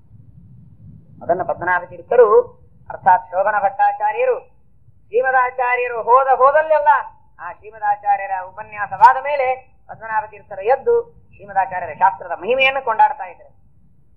ಇಷ್ಟು ಆ ಪದ್ಮನಾಭ ತೀರ್ಥರಿಗೆ ಶ್ರೀಮದಾಚಾರ್ಯರ ಶಾಸ್ತ್ರದ ಮೇಲೆ ಅಷ್ಟು ಭಕ್ತಿ ಶ್ರದ್ಧೆ ಆಧಾರ. ಮಹಾತಾರ್ಕಿಕರು ಯುಕ್ತಿಯಿಂದಲೂ ಶ್ರೀಮದಾಚಾರ್ಯರ ಸಿದ್ಧಾಂತವನ್ನ ಸಮರ್ಥನೆ ಮಾಡ್ತಾ ಅವರ ವರ್ಣನೆಯನ್ನೂ ಮಾಡತಕ್ಕಂತಹ ಮಹಾನುಭಾವ. ಆ ಪದ್ಮನಾಭ ತೀರ್ಥ ಶ್ರೀಮದಾಚಾರ್ಯರಿಗೆ ಇರುವ ಅನೇಕ ಜನ ಶಿಷ್ಯರು, ಶ್ರೀಮದಾಚಾರ್ಯರಿಗೆ ಮುಖ್ಯರಾದ ಹಾಗೆ ಶಿಷ್ಯರು ಬಹಳ ಜನ ಇದ್ದಾರೆ. ಭಾವೋ ಗೃಹಣೋಪ್ಯಸ್ಮಾತ್ ಸಮಗ್ರಾನುಗ್ರಹಂ ನೀಯು ಅಂತ ಹೇಳಿದ ಹಾಗೆ ಅನೇಕ ಜನ ಬ್ರಹ್ಮಚಾರಿಗಳು, ಅನೇಕ ಜನ ಗೃಹಸ್ಥಾಶ್ರಮಿಗಳು, ಅನೇಕ ಜನ ಸನ್ಯಾಸಿಗಳು. ಶ್ರೀಮದಾಚಾರ್ಯರಿಗೆ ಶಿಷ್ಯರ ಪರಂಪರೆಯಲ್ಲಿ ಅದ್ಭುತವಾಗಿರತಕ್ಕಂತಹ ಶಿಷ್ಯರ ಸಮುದಾಯ, ಶಿಷ್ಯರ ಗುಂಪು. ಆದರೆ ಅಂತಹ ಅನೇಕ ಜನ ಶಿಷ್ಯರಲ್ಲಿಯೂ ಪ್ರಧಾನವಾಗಿರತಕ್ಕಂತಹ ಶಿಷ್ಯರನ್ನ ಶ್ರೀಮದಾಚಾರ್ಯರು ಮಾಡಿಕೊಂಡಿದ್ದರು. 9 ಜನ ಶಿಷ್ಯರನ್ನು ಮಾಡಿ. ಆ 9 ಜನರಲ್ಲಿ ಮೊದಲನೆಯದವರು ಪದ್ಮನಾಭ ತೀರ್ಥರು. ಇನ್ನು 8 ಜನ ಉಡುಪಿಯ ಅಷ್ಟಮಠದ 8 ಜನ ಶಿಷ್ಯರನ್ನ ಮಾಡಿಕೊಂಡಿದ್ದಾರೆ. ಈ ತರಹ 9 ಜನ ಶಿಷ್ಯರನ್ನ ಶ್ರೀಮದಾಚಾರ್ಯರು ಮಾಡಿಕೊಂಡು ಆ 8 ಜನ ಪೀಠಾಧಿಪತಿಗಳಿಗೆ ನಿರಂತರವಾಗಿ ಅಖಂಡವಾಗಿ ಭಗವಂತನ ಸೇವಾ ಕೈಂಕರ್ಯವನ್ನ ಅವರಿಗೆ ಜವಾಬ್ದಾರಿಯಾಗಿ ಒಪ್ಪಿಸ್ತಾರೆ. ಶ್ರೀಕೃಷ್ಣ ಪರಮಾತ್ಮನ ಪ್ರತಿಷ್ಠಾಪನೆಯನ್ನ ಮಾಡ್ತಾರೆ. ನನ್ವನನ್ಯ ಶರಣಾತ್ಮನಾಂ ಸತಾಂ ಸಿದ್ಧಿ ವಿಘ್ನಮುಖ ದೋಷ ಭೇಷಜಂ ಐಚ್ಛದ ಅಚ್ಚಲದಯೋದಯಾದಯಂ ರೂಪ್ಯ ಪೀಠ ಪುರಗ ಕದಾಚನ. ಒಂದು ಸಲ ಶ್ರೀಮದಾನಂದ ತೀರ್ಥ ಭಗವತ್ಪಾದಾಚಾರ್ಯರು ಎಲ್ಲರಿಗೂ ಬಂದ ವಿಘ್ನಗಳು, ಸಾಧನಕ್ಕೆ ಬರುವ ವಿಘ್ನಗಳು ಪರಿಹಾರ ಮಾಡಬೇಕು ಅಂತನ್ನುವ ಅಪೇಕ್ಷೆಯಿಂದ ಆ ಶ್ರೀಕೃಷ್ಣ ಪರಮಾತ್ಮನ ಪ್ರತಿಮೆಯನ್ನ, ತಮಗೆ ಸಿಕ್ಕಂತಹ ಪ್ರತಿಮೆಯನ್ನ, ಸಮುದ್ರದಲ್ಲಿ ಸಿಕ್ಕ ಆ ಪ್ರತಿಮೆಯನ್ನ ಶ್ರೀಮದಾಚಾರ್ಯರು ಪ್ರತಿಷ್ಠಾಪನೆ ಮಾಡುತ್ತಾರೆ. ಆ ಕೃಷ್ಣ ಪರಮಾತ್ಮನ ಪ್ರತಿಷ್ಠಾಪನೆಯನ್ನ ಮಾಡಿದಂತಹ ಶ್ರೀಮದಾಚಾರ್ಯರು ನಿರಂತರವಾಗಿ ಶ್ರೀಕೃಷ್ಣನ ಪೂಜೆಯನ್ನ ಮಾಡಬೇಕು ಅಂತನ್ನುವುದಕ್ಕೆ 8 ಜನರನ್ನು ವ್ಯವಸ್ಥಾಪನೆ ಮಾಡ್ತಾರೆ. ಶ್ರೀಮದಾಚಾರ್ಯರು ಮಾಡತಕ್ಕಂತಹ ಒಂದೊಂದು ಕೆಲಸದ ಬಗ್ಗೆಯೂ ಬಹಳ ವಿಚಿತ್ರವಾದದ್ದು. ಪ್ರತಿಮೆಯನ್ನ ಸ್ಥಾಪನೆ ಮಾಡೋದು ದೊಡ್ಡ ಕೆಲಸ ಅಲ್ಲ. ಆ ಪ್ರತಿಮೆಯ ಪೂಜೆ ನಿರಂತರವಾಗಿ ನಡೆಯುವಂತೆ ವ್ಯವಸ್ಥೆಯನ್ನ ಮಾಡೋದು ದೊಡ್ಡದು. ಇದರ ಬಗ್ಗೆ ಶ್ರೀಮದಾಚಾರ್ಯರು ನೋಡಿದ್ರೆ ವ್ಯಾಪ್ತೋಪಾಸಕರು. ಅವರಿಗೇನು ಪ್ರತಿಮೆ, ಪ್ರತಿಮೆಯಲ್ಲಿಯೂ ದೇವರನ್ನು ಮಾಡುವವರು ಅಷ್ಟೇ ಹೊರತು ಪ್ರತಿಮೆಯೇ ಬೇಕು ಅಂತೇನಿಲ್ಲ ಅವರಿಗೆ. ಎಲ್ಲ ಕಡೆಗೂ ದೇವರನ್ನ ಕಾಣುವವರು. ಅವನಿವನವನಧೃತ್ ವಾಯುಕಾಹಂ ಮಹತ್ವ ಪ್ರಕೃತಿ ಗುಣ ಸಮೇತ ಅವ್ಯಾಕೃತಾಕಾಶೇ ಏಕಂ ಸತಂ ಅತನು ಮನಃ ಸೋಚಿಂತಯತ ಸತ್ಸನಾಧವು.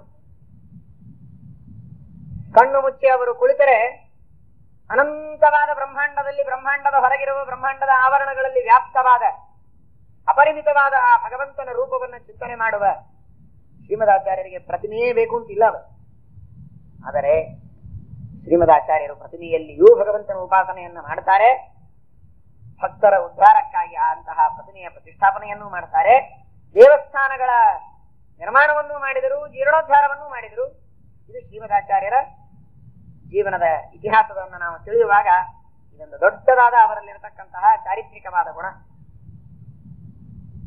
ಒಂದು ಕಡೆಗೆ ಹೋಗ್ತಾರೆ, ಪಾರಂತಿ ಸ್ವರ ಸದನಂ ವಿಶಾಲ ಸಂವಿತ್ ಸಂಪ್ರಾಪ್ತ ಖಲು ಸುಚಿರಾನ್ ನೈವೇದ್ಯಹೀನಂ. ದಕ್ಷಿಣ ಕನ್ನಡ ಜಿಲ್ಲೆಯಲ್ಲಿರುವ ಒಂದು ಗುಡಿ ದೇವಸ್ಥಾನವನ್ನು ನೋಡಿದರು. ದೇವಸ್ಥಾನದ ಬಗ್ಗೆ ಆಸ್ತೆ ಕಡಿಮೆ, ಪೂಜೆ ಪುನಸ್ಕಾರಗಳು ನಿಂತು ಹೋಗಿತ್ತು, ನೈವೇದ್ಯಗಳಿರಲಿಲ್ಲ.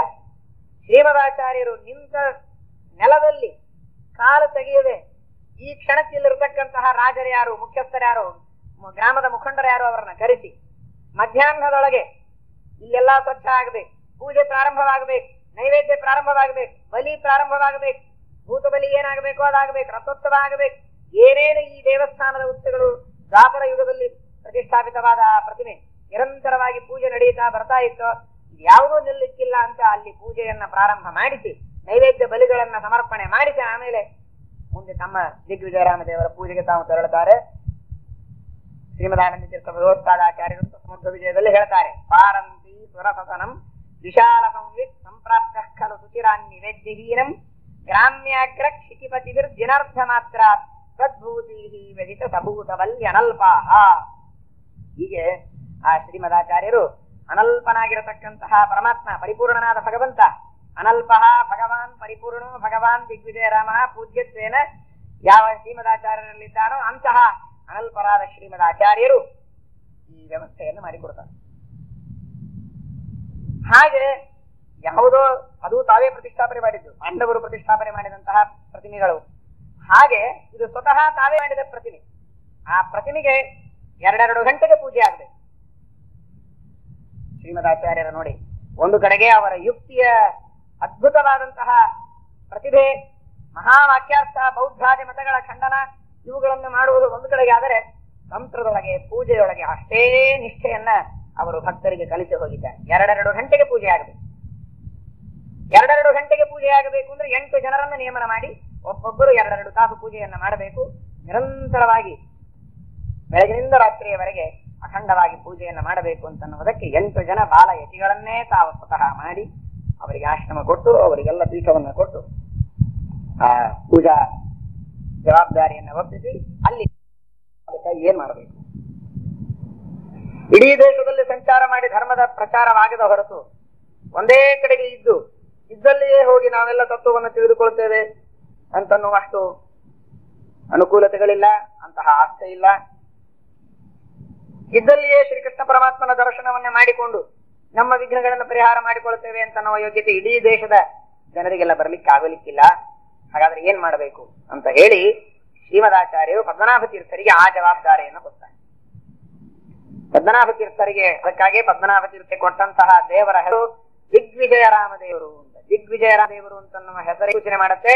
ಈ ರಾಮದೇವರು ಒಂದು ಕಡೆಗೆ ಸ್ಥಿರವಾಗಿ ನಿಂತು ಒಂದೇ ಕಡೆಗೆ ದೇವರ ದರ್ಶನವನ್ನ ಮಾಡಿಸ್ತಾ ಇರುವಂತವರಲ್ಲ. ದಿಗ್ವಿಜಯರಾಮದೇವರು ಯಾವಾಗಲೂ ಬೇರೆ ಬೇರೆ ದಿಕ್ಕುಗಳಿಗೆ, ದೇಶಗಳಿಗೆ ಹೋಗಿ ದಿಗ್ವಿಜಯವನ್ನ ಮಾಡಿ ಅಲ್ಲಲ್ಲಿರತಕ್ಕಂತಹ ಭಕ್ತರಿಗೆ ಉದ್ಧಾರವನ್ನ ಮಾಡಿ ಅವರಿಗೆ ಬರತಕ್ಕಂತಹ ವಿಘ್ನಗಳನ್ನ ಪರಿಹಾರ ಮಾಡಿ ವಿಜಯವನ್ನು ಕೊಡತಕ್ಕಂತಹ ದೇವರು ಎಂಬ ಅಭಿಪ್ರಾಯದಲ್ಲಿ ದಿಗ್ವಿಜಯರಾಮದೇವರು ಎಂಬ ಹೆಸರಿನ ದೇವರನ್ನ ಪದ್ಮನಾಭ ತೀರ್ಥರಿಗೆ ಕೊಡ್ತಾರೆ. ಪದ್ಮನಾಭ ತೀರ್ಥರ ಕಾರ್ಯ ಏನು ಅನ್ನುವುದನ್ನು ಸೂಚನೆ ಮಾಡುವುದಕ್ಕೆ ಅವರ ಉಪಾಸ್ಯ ಮೂರ್ತಿಯಾಗಿರತಕ್ಕಂತಹ ದೇವರಿಗೆ ಆ ಹೆಸರನ್ನ ಇಟ್ಟು ಶ್ರೀಮದಾಚಾರ್ಯರು ಆ ಕಾರ್ಯವನ್ನು ಮಾಡುವುದಕ್ಕೆ ಕೊಡ್ತಾರೆ.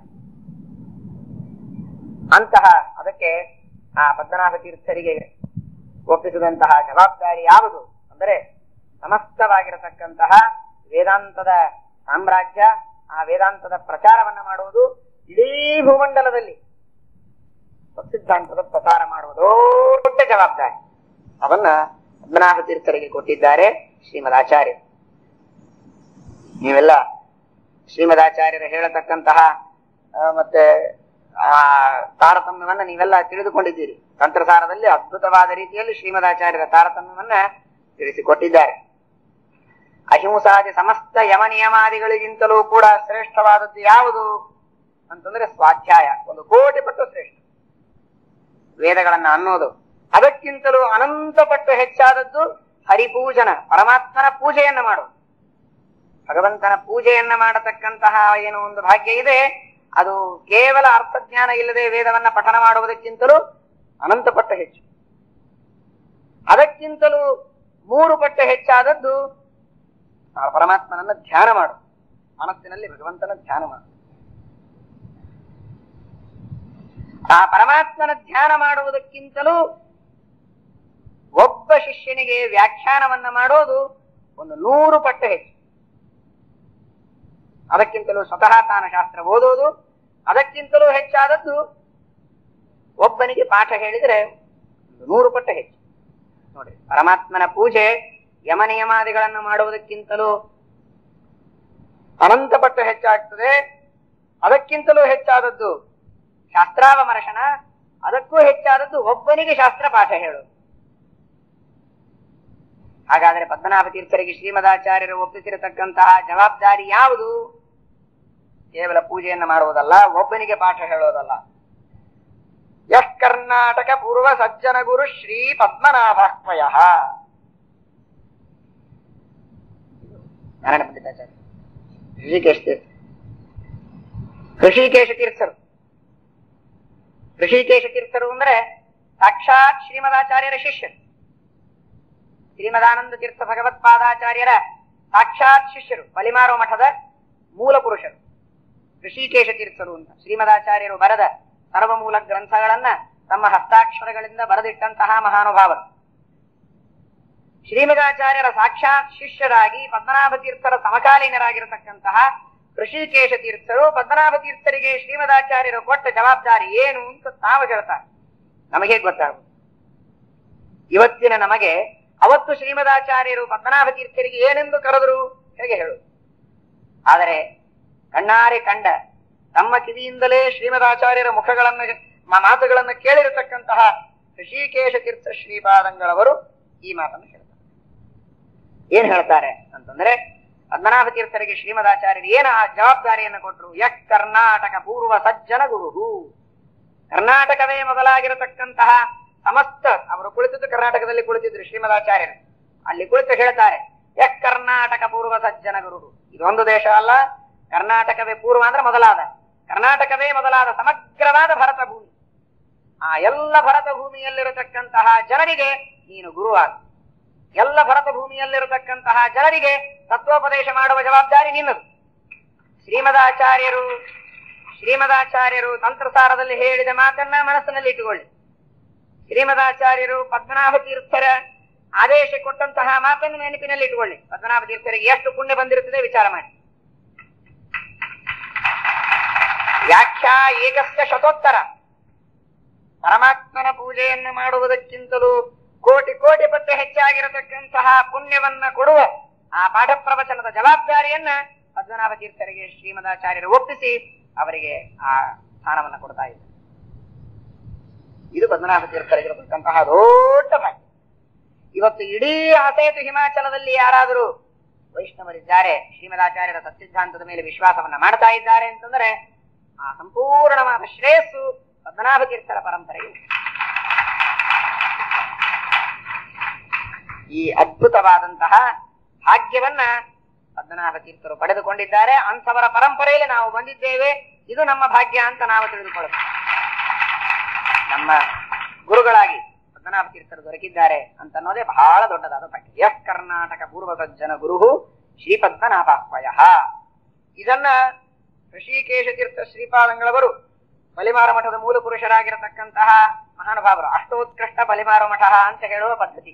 ಆ 8 ಮಠಗಳಲ್ಲಿ ಶ್ರೇಷ್ಠವಾದದ್ದು ಬಲಿಮಾರ ಮಠ. ಅದರ ಮೂಲ ಪುರುಷರಾದವರು ಋಷಿಕೇಶ ತೀರ್ಥರು. ಅವರು ಪದ್ಮನಾಭ ತೀರ್ಥರ ಬಗ್ಗೆ ಈ ಮಾತನ್ನ ಹೇಳ್ತಾ ಇದ್ದಾರೆ ಅಂದ್ರೆ ಅದಕ್ಕೆ ಬಹಳ ವಚನ ಇದೆ, ಅದನ್ನು ತೂಗಲಿಕ್ಕೆ ಸಾಧ್ಯ. ಒಂದು.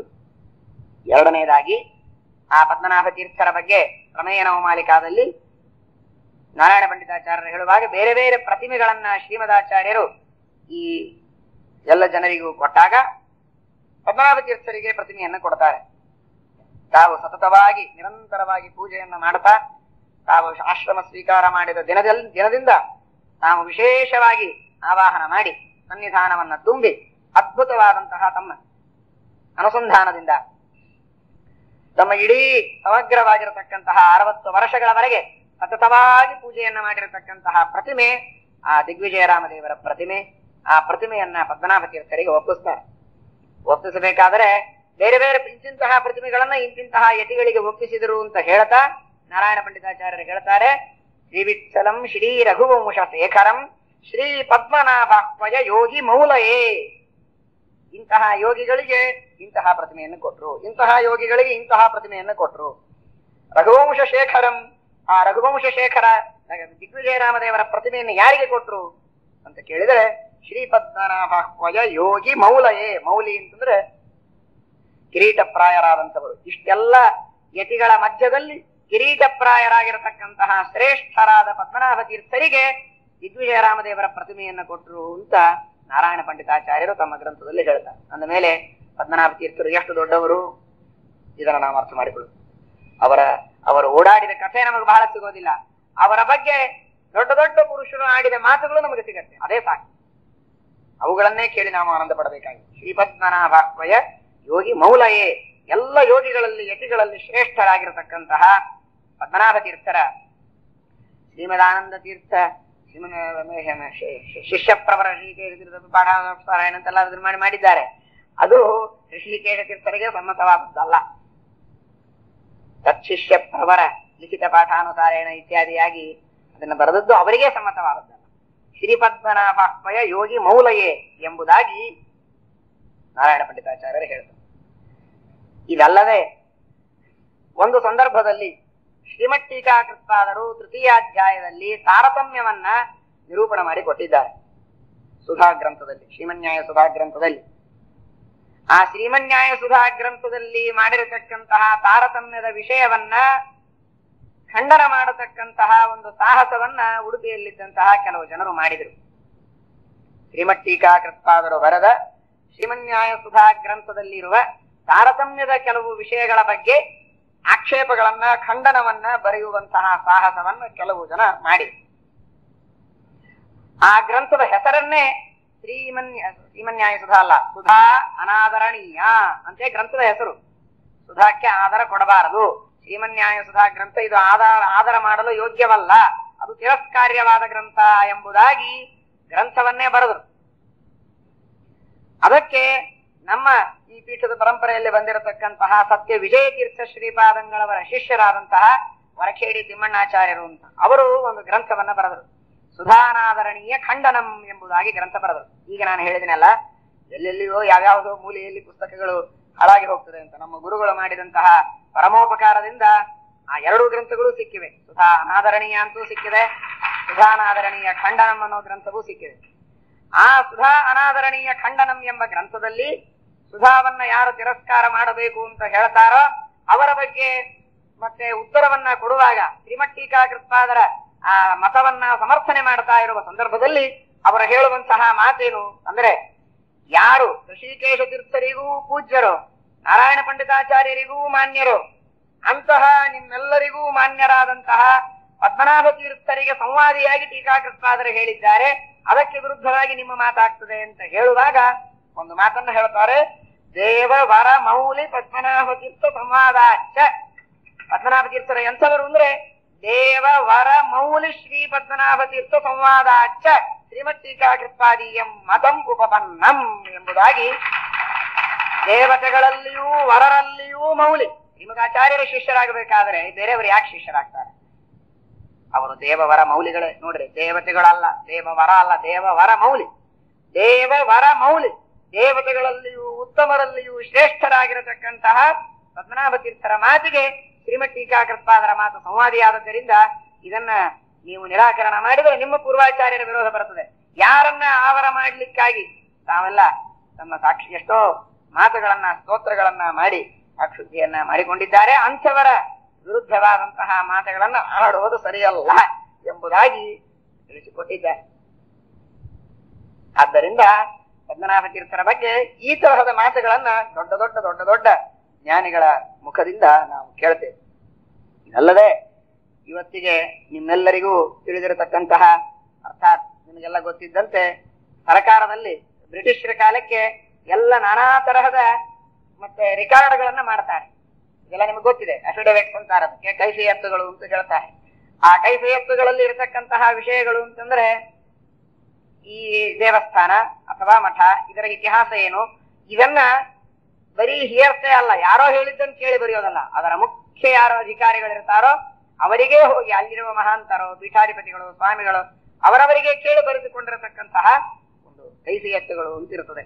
ಹಾಗೆ ಪದ್ಮನಾಭ ತೀರ್ಥರ ಬಗ್ಗೆ ಅವರ ಈ ವಿಶಿಷ್ಟವಾದಂತಹ ಇಡೀ ಸಮಗ್ರವಾದ ಅಖಂಡ ಭೂಮಂಡಲದಲ್ಲಿ ಸಂಚಾರವನ್ನ ಮಾಡಿ, ದೇಶ ದಿಗ್ವಿಜಯವನ್ನ ಮಾಡಿ, ಶ್ರೀಮದಾಚಾರ್ಯರ ಸಿದ್ಧಾಂತವನ್ನ ಪ್ರಚಾರ ಮಾಡಿ, ಶ್ರೀಮದಾಚಾರ್ಯರ ದ್ವೈತ ದುಂದುಭಿಯನ್ನು ಮೊಳಗಿಸತಕ್ಕಂತಹ ಅಸಾಧಾರಣವಾದ ಕಾರ್ಯ ಇದು ಪದ್ಮನಾಭ ತೀರ್ಥರಿಗೆ ಶ್ರೀಮದಾಚಾರ್ಯರು ಪಟ್ಟಾಭಿಷೇಕ ಮಾಡಿ ಒಪ್ಪಿಸಿದ್ದು ಅಂತನ್ನುವ ಮಾತನ್ನ ಆ ಕೈಫಿಯತ್ತುಗಳಲ್ಲಿ ಬ್ರಿಟಿಷರ ಸುಮಾರು 150 ವರ್ಷಗಳ ಹಿಂದೆ ಆದಂತಹ ಘಟನೆ. ಆ ಎಲ್ಲ ಅಷ್ಟಮಠದ ಪೀಠಾಧಿಪತಿಗಳಲ್ಲಿ ಆ ಬ್ರಿಟಿಷ್ ಅಧಿಕಾರಿಗಳು ಬಂದು ಕೇಳಿದ್ದಾರೆ, ಏನು ಮಠದ ಇತಿಹಾಸ ಅಂತ. ಆಗ ಅವರು ಹೇಳಿದ್ದು ಇದೇ, ಇಲ್ಲಿಯವರೆಗೆ ನೀವು ಕೇಳಿದಂತೆ ಶ್ರೀಮದಾಚಾರ್ಯರು ಅಷ್ಟಮಠಾಧೀಶರನ್ನ ಸ್ಥಾಪನೆ ಮಾಡಿ ಇಲ್ಲಿ ನಿರಂತರವಾಗಿ ಪೂಜಾ ಕೈಂಕರ್ಯವನ್ನ, ಮಹಾಭಾಗ್ಯವನ್ನ ನಮಗೆಲ್ಲ ಒಪ್ಪಿಸಿದ್ದಾರೆ. ಪದ್ಮನಾಭ ತೀರ್ಥರಿಗೆ ಸಮಗ್ರವಾಗಿರತಕ್ಕಂತಹ ದೇಶದಲ್ಲಿ ಸಂಚಾರವನ್ನ ಮಾಡಿ, ಶ್ರೀಕೃಷ್ಣ ಮಠ ಉಡುಪಿಯಲ್ಲಿರತಕ್ಕಂತಹ ಶ್ರೀಕೃಷ್ಣನ ನಿತ್ಯವಾದ ಪೂಜೆ ನಿರಂತರವಾಗಿ ನಡೆಯುವಂತಹ ವ್ಯವಸ್ಥೆಯನ್ನ ತಾವು ಸಂಚಾರ ಮಾಡ್ತಾ ಇರುವಂತಹ ಸಂದರ್ಭದಲ್ಲೇನೆ ಅಲ್ಲಿ ದೇಶ ದಿಗ್ವಿಜಯ ಮಾಡುವುದಲ್ಲದೆ ಇವರು ಸಂಚಾರ ಮಾಡುವ ಹಾಗಿಲ್ಲ. ಹಾಗಾದ್ರೆ ಕೃಷ್ಣನ ಪೂಜೆ ನಡೆಯೋದು ಹೇಗೆ? ನಿರಂತರವಾದ ಖರ್ಚು ಬರೋದು ಹೇಗೆ? ಅದಕ್ಕೆ ನಾವು ಸಂಚಾರ ಮಾಡದಿದ್ದರೂ ಕೂಡ ನೀವು ಸಂಚಾರ ಮಾಡಿ ಬಂದಿರತಕ್ಕಂತಹ ಸಂಪತ್ತನ್ನ, ಕೃಷ್ಣನ ಪೂಜೆ ನಿರಂತರವಾಗಿ ನಡೆಯುವುದಕ್ಕೆ ನೀವು ಜವಾಬ್ದಾರಿಯನ್ನು ಹೊರಬೇಕು ಅಂತ ಪದ್ಮನಾಭ ತೀರ್ಥರಿಗೆ ಒಪ್ಪಿಸಿದ್ರು. ಆ ಪರಂಪರೆ ನಡೆದು ಬಂದಿದೆ. ನಾವು ಇಲ್ಲಿದ್ದು ಅವರು ಮಾಡಿರತಕ್ಕಂತಹ ಪೋಷಣೆಯನ್ನ ಇಟ್ಟುಕೊಂಡು ನಿರಂತರವಾಗಿ ಪೂಜೆಯನ್ನ ಮಾಡತಕ್ಕಂತಹ ಕೈಂಕರ್ಯ ಇದು ನಮ್ಮದು ಎಂಬುದಾಗಿ ಅವರು ಕೈಫಿಯತ್ತುಗಳನ್ನು ಕೊಟ್ಟಿದ್ದಿದೆ. ಪದ್ಮನಾಭ ತೀರ್ಥರಿಗೆ ಸಮಸ್ತ ದೇಶ ದಿಗ್ವಿಜಯವನ್ನ ಮಾಡತಕ್ಕಂತಹ ಕಾರ್ಯವನ್ನ ಒಪ್ಪಿಸಿದ್ದಾರೆ ಅಂತನ್ನುವ ಮಾತನ್ನ ಅವರು ಸ್ವತಃ 8 ಜನ ಬರೆದು ಕೊಟ್ಟದ್ದಿದೆ. ಇದು ಹಂಪಿ ಯೂನಿವರ್ಸಿಟಿಯಿಂದ ಪ್ರಿಂಟ್ ಆಗಿರತಕ್ಕಂತಹ ದಾಖಲೆಗಳಲ್ಲಿ ಇವತ್ತು ಮುದ್ರಣವಾದದ್ದನ್ನ ನೀವೆಲ್ಲ ಕಾಣಬಹುದು. ಪೇಜಾವರ ಸ್ವಾಮಿಗಳ ಪ್ರಶಸ್ತಿ ಗ್ರಂಥ ಪ್ರಿಂಟ್ ಆಗಿದೆ ವಜ್ರ ಮಹೋತ್ಸವದಲ್ಲಿ. ಅದರಲ್ಲಿಯೂ ಕೂಡ ಅವರು ಬರೆದುಕೊಟ್ಟಿರತಕ್ಕಂತಹ ಕೈಫಿಯತ್ತುಗಳು ಪ್ರಿಂಟ್ ಆಗಿವೆ. ಅದನ್ನ ಪದ್ಮನಾಭ ತೀರ್ಥರ ಮಹಿಮೆಯನ್ನ ತಿಳಿದುಕೊಳ್ಳಬೇಕು ಅಂತ ಅಪೇಕ್ಷೆ ಇದ್ದವರು ಅವಶ್ಯವಾಗಿ ನೋಡಬಹುದು.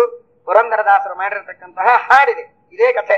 ಈ ಕೈಫಿಯತ್ತುಗಳಲ್ಲಿ ಹೇಳಿದ ವಿಷಯ, ನಾರಾಯಣ ಪಂಡಿತಾಚಾರ್ಯರ ಹೇಳಿದ ವಿಷಯವನ್ನೇ ಶ್ರೀಮದಾಚಾರ್ಯರು ಪದ್ಮನಾಭ ತೀರ್ಥರಿಗೆ ಏನು ಆದೇಶ ಮಾಡಿದ್ರು ಅನ್ನೋದನ್ನು ಹಾಡಿನಲ್ಲಿ ಹೇಳಿದ್ದಾರೆ.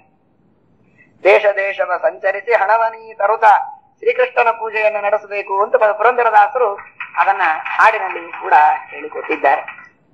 ಹೀಗೆ ಆ ಪದ್ಮನಾಭ ತೀರ್ಥರ ಬಗ್ಗೆ ದಾಸರು, ಜ್ಞಾನಿಗಳು, ಪೀಠಾಧಿಪತಿಗಳು ಪ್ರತಿಯೊಬ್ಬರೂ ಕೂಡ ಮುಕ್ತವಾದ ಕಂಠದಿಂದ ಅವರ ಹಿರಿಮೆಯನ್ನ ವರ್ಣನೆ ಮಾಡಿದ್ದಾರೆ. ಅಂತಹ ಮಹಾನುಭಾವರು ಪದ್ಮನಾಭ ತೀರ್ಥ. ಶ್ರೀಮದಾಚಾರ್ಯರ ಮೇಲೆ ವಾಯುವತಾರ ಲೀಲಾ ಎಂಬಂತಹ ಗ್ರಂಥವನ್ನ ರಚನೆ ಮಾಡಿದ್ದಾರೆ. ಸುಮಧ್ವ ವಿಜಯ, ಶ್ರೀಮಧ್ವ ವಿಜಯ, ಅದಕ್ಕಿಂತಲೂ ಪ್ರಾಚೀನವಾಗಿರತಕ್ಕಂತಹ ವಾಯುವತಾರ ಲೀಲಾ ಎಂಬ ಗ್ರಂಥವನ್ನ ಸ್ವತಃ ತಾವು ರಚನೆ ಮಾಡಿ ಅವರು ಅದನ್ನ ಮಾಡಿಟ್ಟಿದ್ದಾರೆ. ನಮ್ಮೆಲ್ಲರ ದುರ್ದೈವದಿಂದ ಅದು ಇವತ್ತು ಜರ್ಮನ್ ದೇಶದಲ್ಲಿದೆ. ಆ ದೇಶದಲ್ಲಿದೆ ಅಂತನ್ನುವುದನ್ನ ನೋಡಿ ಬಂದವರು ಹೇಳಿದ್ದಾರೆ. ಆದರೆ ಅದು ಅಲ್ಲಿ ಜನ ಕೊಡುವುದಕ್ಕೆ ಸಿದ್ಧರಾಗ್ತಾ ಇಲ್ಲ, ಅದನ್ನ ತಂದುಕೊಳ್ಳುವ ಉಪಾಯ ಆಗಿಲ್ಲ. ನೀವು ಯಾರಾದ್ರೂ ಅಲ್ಲಿ ಹೋಗುವವರಿದ್ರೆ ಅವರು ಅವಶ್ಯವಾಗಿ ಅದನ್ನ ತಂದುಕೊಡುವ ಸೇವೆಯನ್ನ ಮಾಡಿದ್ರೆ ಇಡೀ ಮಾಧ್ವ ವಾಂಗ್ಮಯಕ್ಕೆ, ಯಾಕೆಂದ್ರೆ ನಾರಾಯಣ ಪಂಡಿತಾಚಾರ್ಯರ ಗ್ರಂಥಕ್ಕಿಂತಲೂ ಹೆಚ್ಚು ಅಥೆಂಟಿಕ್. ನಾರಾಯಣ ಪಂಡಿತಾಚಾರ್ಯರು ಬಹಳ ಚಿಕ್ಕವರು, ಬಹಳ ಯಂಗೆಸ್ಟ್, ಸಣ್ಣ ವಯಸ್ಸಿನಲ್ಲಿ ಶ್ರೀಮದಾಚಾರ್ಯರನ್ನ ಸುಮ್ಮನೆ ದೂರದಿಂದ ನೋಡಿರ್ಬೇಕಷ್ಟೇ. ಆದ್ರೆ ಪದ್ಮನಾಭ ತೀರ್ಥರು ಶ್ರೀಮದಾಚಾರ್ಯರ ಜೊತೆಗೆ ಸಂಚಾರ ಮಾಡಿದವರು, ಒಡನಾಡಿದವರು, ಪಾಠ ಕಲಿತವರು. ಅವರು ಶ್ರೀಮದಾಚಾರ್ಯರ ಬಗ್ಗೆ ಗ್ರಂಥವನ್ನ ಬರೆದ್ರೆ ಇನ್ನೂ ಹೆಚ್ಚು ಅಥೆಂಟಿಕ್ ಆಗಿ ನಮಗೆ ಶ್ರೀಮದಾಚಾರ್ಯರ ಚರಿತ್ರೆ ಸಿಗ್ತದೆ. ಅದು ಪ್ರಾಯ ಮೊನ್ನೆ ಹೇಳಿದ ಸ್ಕಂದ ಪುರಾಣದ ಪ್ರಭಾವದಿಂದ ಆ ವಾಯುವತಾರ ಲೀಲಾ ಅದು ನಮಗೆ ಸಿಕ್ಕಿಲ್ಲ. ಅದು ಸಿಗುವುದಕ್ಕೆ ಪ್ರಯತ್ನ ಮಾಡಬೇಕು, ದೇವರ ಅನುಗ್ರಹದಿಂದ ಸಿಗಬೇಕು. ಅಂತಹ ಆ ಪದ್ಮನಾಭ ತೀರ್ಥರ ಬಗ್ಗೆ ಶ್ರೀಮದ್ ಟೀಕಾಕೃತ್ಪಾದರು ಎಷ್ಟು ಆಧಾರವನ್ನು ಇಟ್ಟುಕೊಂಡಿದ್ದಾರೆ ಎನ್ನುವುದನ್ನು ನಾವು ಕಾಣಬೇಕು. ಯಾವ ಟೀಕಾಕೃತ್ಪಾದರ ಗ್ರಂಥವನ್ನ ಓದಿದರೆ ಮಧ್ವಶಾಸ್ತ್ರ ಓದಿ ಮುಗಿಸಿದ ಹಾಗೆ, ಇಲ್ಲವೇ ಇದ್ರೂ ಇಲ್ಲ. ಅಂತಹ ದೊಡ್ಡ ಸ್ಥಾನವನ್ನು ನಾವು ಶ್ರೀಮದ್ ಜಯತೀರ್ಥರಿಗೆ ಕೊಡ್ತೇವೆ. ನ್ಯಾಯ ಸುಧಾ ಮಂಗಳ ಮಾಡಿದರೆ ಮಧ್ವಶಾಸ್ತ್ರ ಓದಿದ ಹಾಗೆ. ಇವತ್ತು ಎಲ್ಲಿಯಾದರೂ ಶ್ರೀಮದ್ ಟೀಕಾಕೃತ್ಪಾದರ ಆ ಮಹಿಮೆ ಏನು ಮಾಡ್ಲಿಕ್ಕೆ ಸಾಧ್ಯ? ನಯಚಂದ್ರಿಕಾ ಮಂಗಳ ಕಂಡಿಲ್ಲ. ಆ ಗ್ರಂಥಗಳು ಪರಮ ಶ್ರೇಷ್ಠವಾದದ್ದು. ಆದರೆ ಶ್ರೀಮದ್ ಟೀಕಾಕೃತ್ಪಾದರ ಗ್ರಂಥದ ಅಧ್ಯಯನವನ್ನ ಮಾಡಿ ಮಂಗಳ ಮಾಡಿದರೆ ಮಾತ್ರ ಮಧ್ವಶಾಸ್ತ್ರವನ್ನ ಓದಿ ಹಾಗೆ ಅನ್ನುವಂತಹ ಒಂದು ಪ್ರತೀತಿ ಇವತ್ತು ಇಡೀ ಸಮಗ್ರವಾದಂತಹ ಅಖಂಡ ಭೂಖಂಡದ ಮಾಧ್ವ ಸಮುದಾಯದಲ್ಲಿ ಉಂಟು. ಅಂತಹ ದೊಡ್ಡ ಜ್ಞಾನಿಗಳಾದ ಟೀಕಾಕೃತ್ಪಾದರು ಇವತ್ತೆಲ್ಲ ಪಾಶ್ಚಾತ್ಯರಲ್ಲಿ ಅಥವಾ ಬೇರೆ ಬೇರೆ ಪಂಡಿತರಲ್ಲಿ ನೀವು ಕಾಣ್ತೀವಿ. ದಿಗಂತೆ ಶ್ರೂಯಂತೆ ಮದಮಲಿನ ಗಂಡ ಕರಟಿನಃ ಕರಿಣ್ಯ ಕಾರುಣ್ಯ ಪದಮ ಸಮಶೀಲ ಖಲು ಮೃಗಾ ಲೋಕೇಸ್ಮಿನ್ ಏನು ಅನುಪಮ ಶಿಖಾನಾಂ ಪುನರಯಂ ನಖಾನಾಂ ಪಾಂಡಿತ್ಯಂ ಪ್ರಕಟಯತು ಕಸ್ಮಿನ್ ಮೃಗಪತಿ. ಏನು ಒಂದ್ 2 ಅಕ್ಷರ ಬಂದ್ರೆ ಸಾಕು. ಬೇಕಾದಷ್ಟು ಜನ ಮಹಾ ಮಹಾ ಮಹಾ ಮಹಾ ಪಂಡಿತರು, ಉನ್ಮತ್ತ ಪಂಡಿತರಿರ್ತಾರೆ. ಸ್ವಲ್ಪ ಪಾಂಡಿತ್ಯ ಬಂದಿದ್ದರೂ ಕೂಡ ಅಹಂಕಾರ ಬಹಳ ಇರುತ್ತೆ. ನನ್ನ ಪಾಂಡಿತ್ಯವನ್ನು ನಾನು ಯಾರೆದುರಿಗೆ ಪ್ರಕಟ ಮಾಡಿ, ಅಸಾಧಾರಣವಾದ ನನ್ನ ಪಾಂಡಿತ್ಯವನ್ನ ತಿಳಿದುಕೊಳ್ಳುವ ಯೋಗ್ಯತೆ ಉಳ್ಳವರಾದರೂ ಯಾರಿದ್ದಾರೇನೋ? ಯಾರಿಲ್ಲ.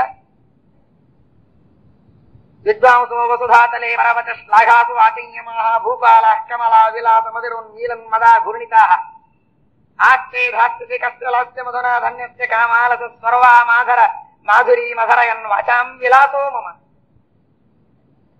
ಏನಿದೆಲ್ಲ ಅಹಂಕಾರ? ನನ್ನ ಮಾತನ್ನ ಕೇಳತಕ್ಕಂತಹ ಯೋಗ್ಯತೆ ಪ್ರಪಂಚದಲ್ಲಿ ಇನ್ನೊಬ್ಬರಿಗಿಲ್ಲ. ಇಷ್ಟೆಲ್ಲ ಉನ್ಮತ್ತತನದಿಂದ ಮಾತನಾಡಿದ ಮಹಾಮಹಾ ಪಂಡಿತರೆಲ್ಲ ಇದ್ದಾರೆ. ಆದರೆ ಟೀಕಾಕೃತ್ಪಾದರಿಗೆ ಅಂತಹ ಅಪಾರವಾದ ಪಾಂಡಿತ್ಯ ಇದ್ರೆ ವಿನಯ ಎಷ್ಟು ನೋಡಿ. ಆ ಟೀಕಾಕೃತ್ಪಾದರು ಅವರ ವಿನಯ ಹಾಗೂ ಪದ್ಮನಾಭ ತೀರ್ಥರ ಬಗ್ಗೆ ಅವರಿಗಿರುವ ಗೌರವ. ಸಪದ್ಮನಾಭ ತೀರ್ಥಾರ್ಕ ಗೋಗಣಸ್ತು ದೃಶೇಮಂ ನ ತತ್ವ ಮಾರ್ಗೇ ಗಮನಂ ವಿನಾಯದುಪಜೀವನಂ. ಪದ್ಮನಾಭ ತೀರ್ಥರ ಉಪದೇಶ ಇಲ್ಲದೇ ಇದ್ರೆ, ಅವರ ಮಾರ್ಗದರ್ಶನ ಇಲ್ಲದೇ ಇದ್ರೆ, ಅವರ ಅನುಗ್ರಹ ಇಲ್ಲದೇ ಇದ್ರೆ ತತ್ವಜ್ಞಾನದ ಮಾರ್ಗದೊಳಗೆ ನನ್ನ ಒಂದು ಹೆಜ್ಜೆ ಇಡಲಿಕ್ಕೆ ನಾನು ಸಾಧ್ಯವಿಲ್ಲ ಅಂತ ಟೀಕಾಕೃತ್ಪಾದರು ಪದ್ಮನಾಭ ತೀರ್ಥರ ಬಗ್ಗೆ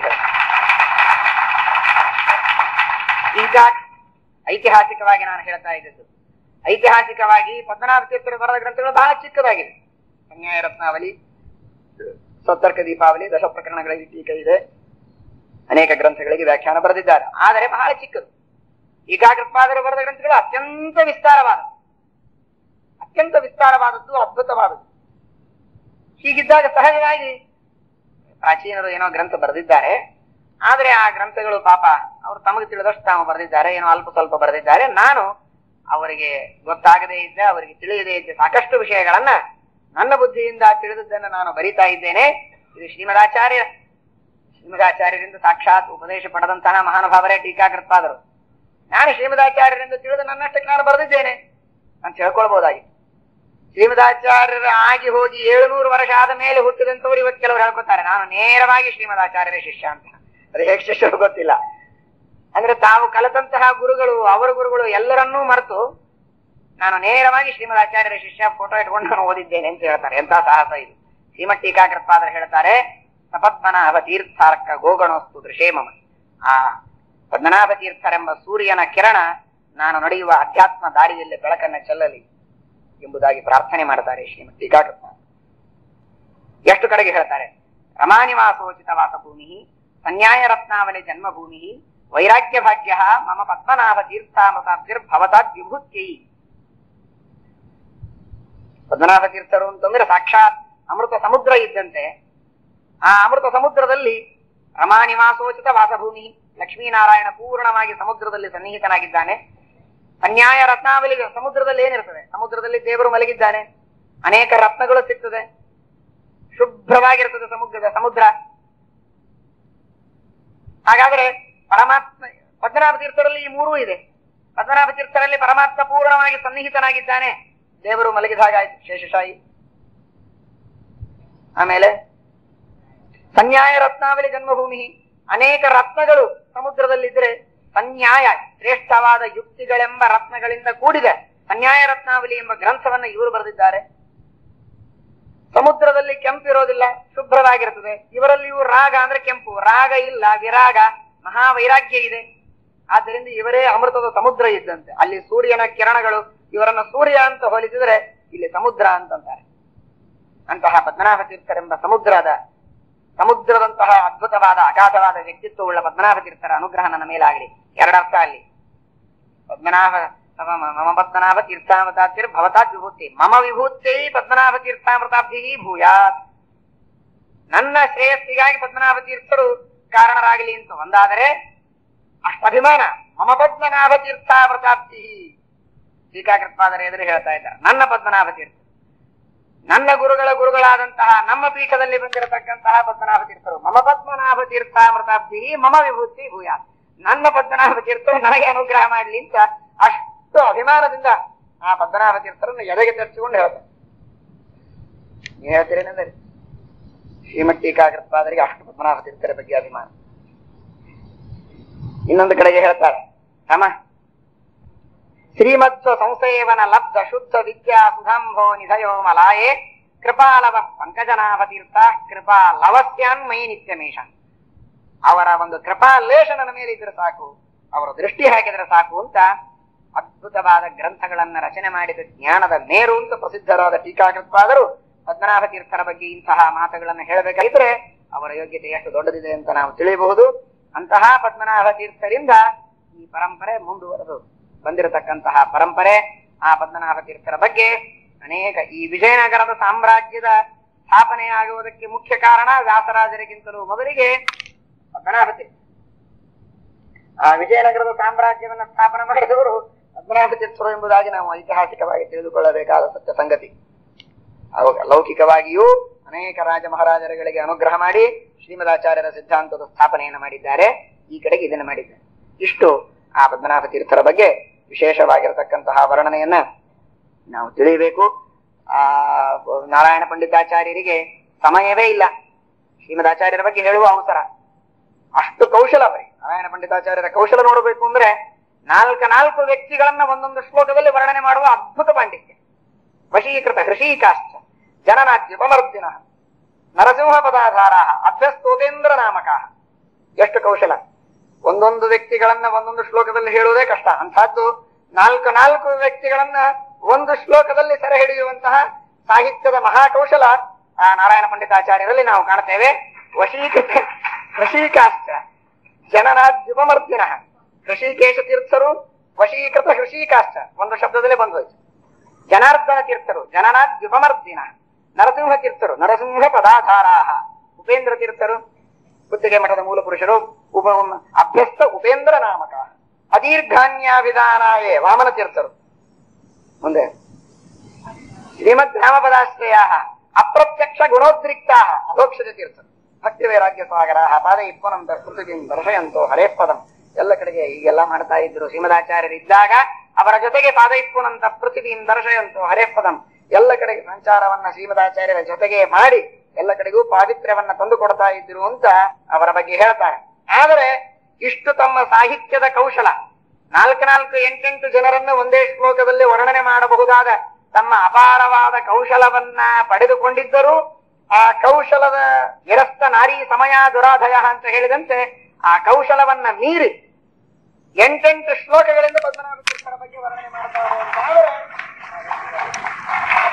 ಕೃತ್ಯ ಮತ್ಯ ಸದಾ ಭಕ್ತ್ಯ ವಿರಕ್ತ್ಯ ನಿತ್ಯ ಸೇವಯ ಅಸ್ಮೈ ಪ್ರಸನ್ನ ಪ್ರಾಚ್ಯೇಕ್ಷ ಸದ್ಯೋ ವಿದ್ಯಾಂ ದದೌ ಶುಭಾಂ ವೇದಾಂತಾಬ್ಧಿಂ ನಯೋ ಜಾತು ಜಹೋ ವಿದ್ವತ್ತಿ ಮಿಂಗಿಲ ಯುಕ್ತಿಸ್ಪ್ರವಾಹ ಸಂರಂಭಾತ್ ಪರಶಾಸ್ತ್ರ ನದೀಚರ. ವೇದಾಂತವೆಂಬಂತಹ ಸಮುದ್ರದಲ್ಲಿ ತಿಮಿಂಗಿಲದಂತೆ ಇದ್ದವರು ಅಂತ ಹೇಳ್ತಾರೆ. ವೇದಾಂತಾಬ್ಧಿಂ ನಯೋ ಜಾತು ಯಹೌ ವಿದ್ವತ್ ತಿಮಿಂಗಿಲ ಯುಕ್ತಿ ಪ್ರವಾಹ ಸಂರಂಭಾತ್ ಪರಶಾಸ್ತ್ರ ನದೀಚರ. ವ್ಯಾಖ್ಯಾ ಪ್ರಣಾದ ಮಾತ್ರೇಣ ವೀರಂ ಮನ್ಯಾನ್ ಸ್ವಮಂಡಲೆ ಮಾಯಾವಿ ಗ್ರಾಮ ಸಿಂಹಾನ್ಯೋ ವಾದಿಸಿಂಹೋ ನಿರಾಕರೋತ್.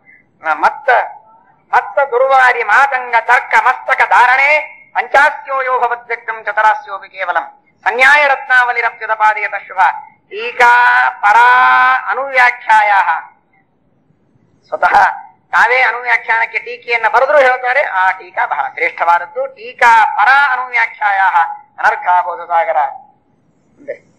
ವೇದ ಪ್ರವಚನಾಚಾರ್ಯ ಶಿಷ್ಯೋಸೌ ಇತಿ ಪೂಜಿತಃ ಸಭ್ಯ ಸಭಾಯಾಂ ಯೋ ವೇದಂ ವ್ಯಾಚಕ್ಷು ವೇದ ಸಾರವಿತ್.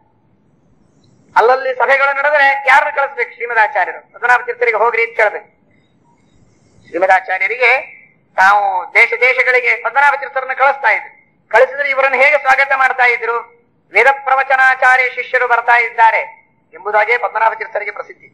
ವೇದ ಪ್ರವಚನಾಚಾರ್ಯರು ಅಂದ್ರೆ ಶ್ರೀಮದಾಚಾರ್ಯರು, ಅವರ ಶಿಷ್ಯರು ಇವರು ಬರ್ತಾ ಇದ್ದಾರೆ ಅಂತ ಹೇಳಿ ಇವರನ್ನ ಪೀಠದ ಮೇಲೆ ಕೂಡಿಸಿ ಸಮಸ್ತರಾದ ಸಭಿಕರು ಉತ್ತಮವಾದ ಋಗ್ಭಾಷ್ಯಕ್ಕೆ ಅನುಸಾರಿಯಾದ ವೇದಗಳ ವ್ಯಾಖ್ಯಾನವನ್ನ ಶ್ರವಣ ಮಾಡ್ತಾ ಇದ್ದಾರೆ. ಸಭ್ಯ ಸಭಾಯಾಂ ಯೋ ವೇದಂ ವ್ಯಾಚಕ್ಯೋ ವೇದ ಸಾರಗತ್ ಅನಗ ಪ್ರಥಮೇ ಶಾಸ್ತ್ರಮೇಚ ಆನಂದ ಪುರಸ್ಥಾನಕ್ಕೆ ಬೋಧಿಸಿದ ಅಂತ ಹೇಳಿ ಅನೇಕ ವಿಧವಾದಂತಹ ಶಿಷ್ಯರಿದ್ದರು ಅಂತನ್ನುವುದನ್ನ ಹೇಳಿಕೊಡ್ತಾರೆ. ಅಂತಹ ಮಹಾನುಭಾವರಾದ ಸಮಸ್ತ ಮಹನೀಯರಿಂದಲೂ ಕೂಡ ಒಂದರಾಗಿರತಕ್ಕಂತಹ ಮಹಾನುಭಾವರು ಪದ್ಮನಾಭ ತೀರ್ಥ ಶ್ರೀಪಾದಂಗಳವರು. ಅಂತಹ ಮಹಾನುಭಾವರ ಪರಂಪರೆಯಲ್ಲಿ ಮುಂದೆ ಅನೇಕ ರೀತಿಗಳು ಬರ್ತಾರೆ. ಅದರ ಬಗ್ಗೆ ಕ್ರಮವಾಗಿ ನಾವು ತಿಳಿದುಕೊಳ್ಳುವುದಕ್ಕೆ ಪ್ರಯತ್ನವನ್ನು ಮಾಡೋಣ. ಶ್ರೀಕೃಷ್ಣ.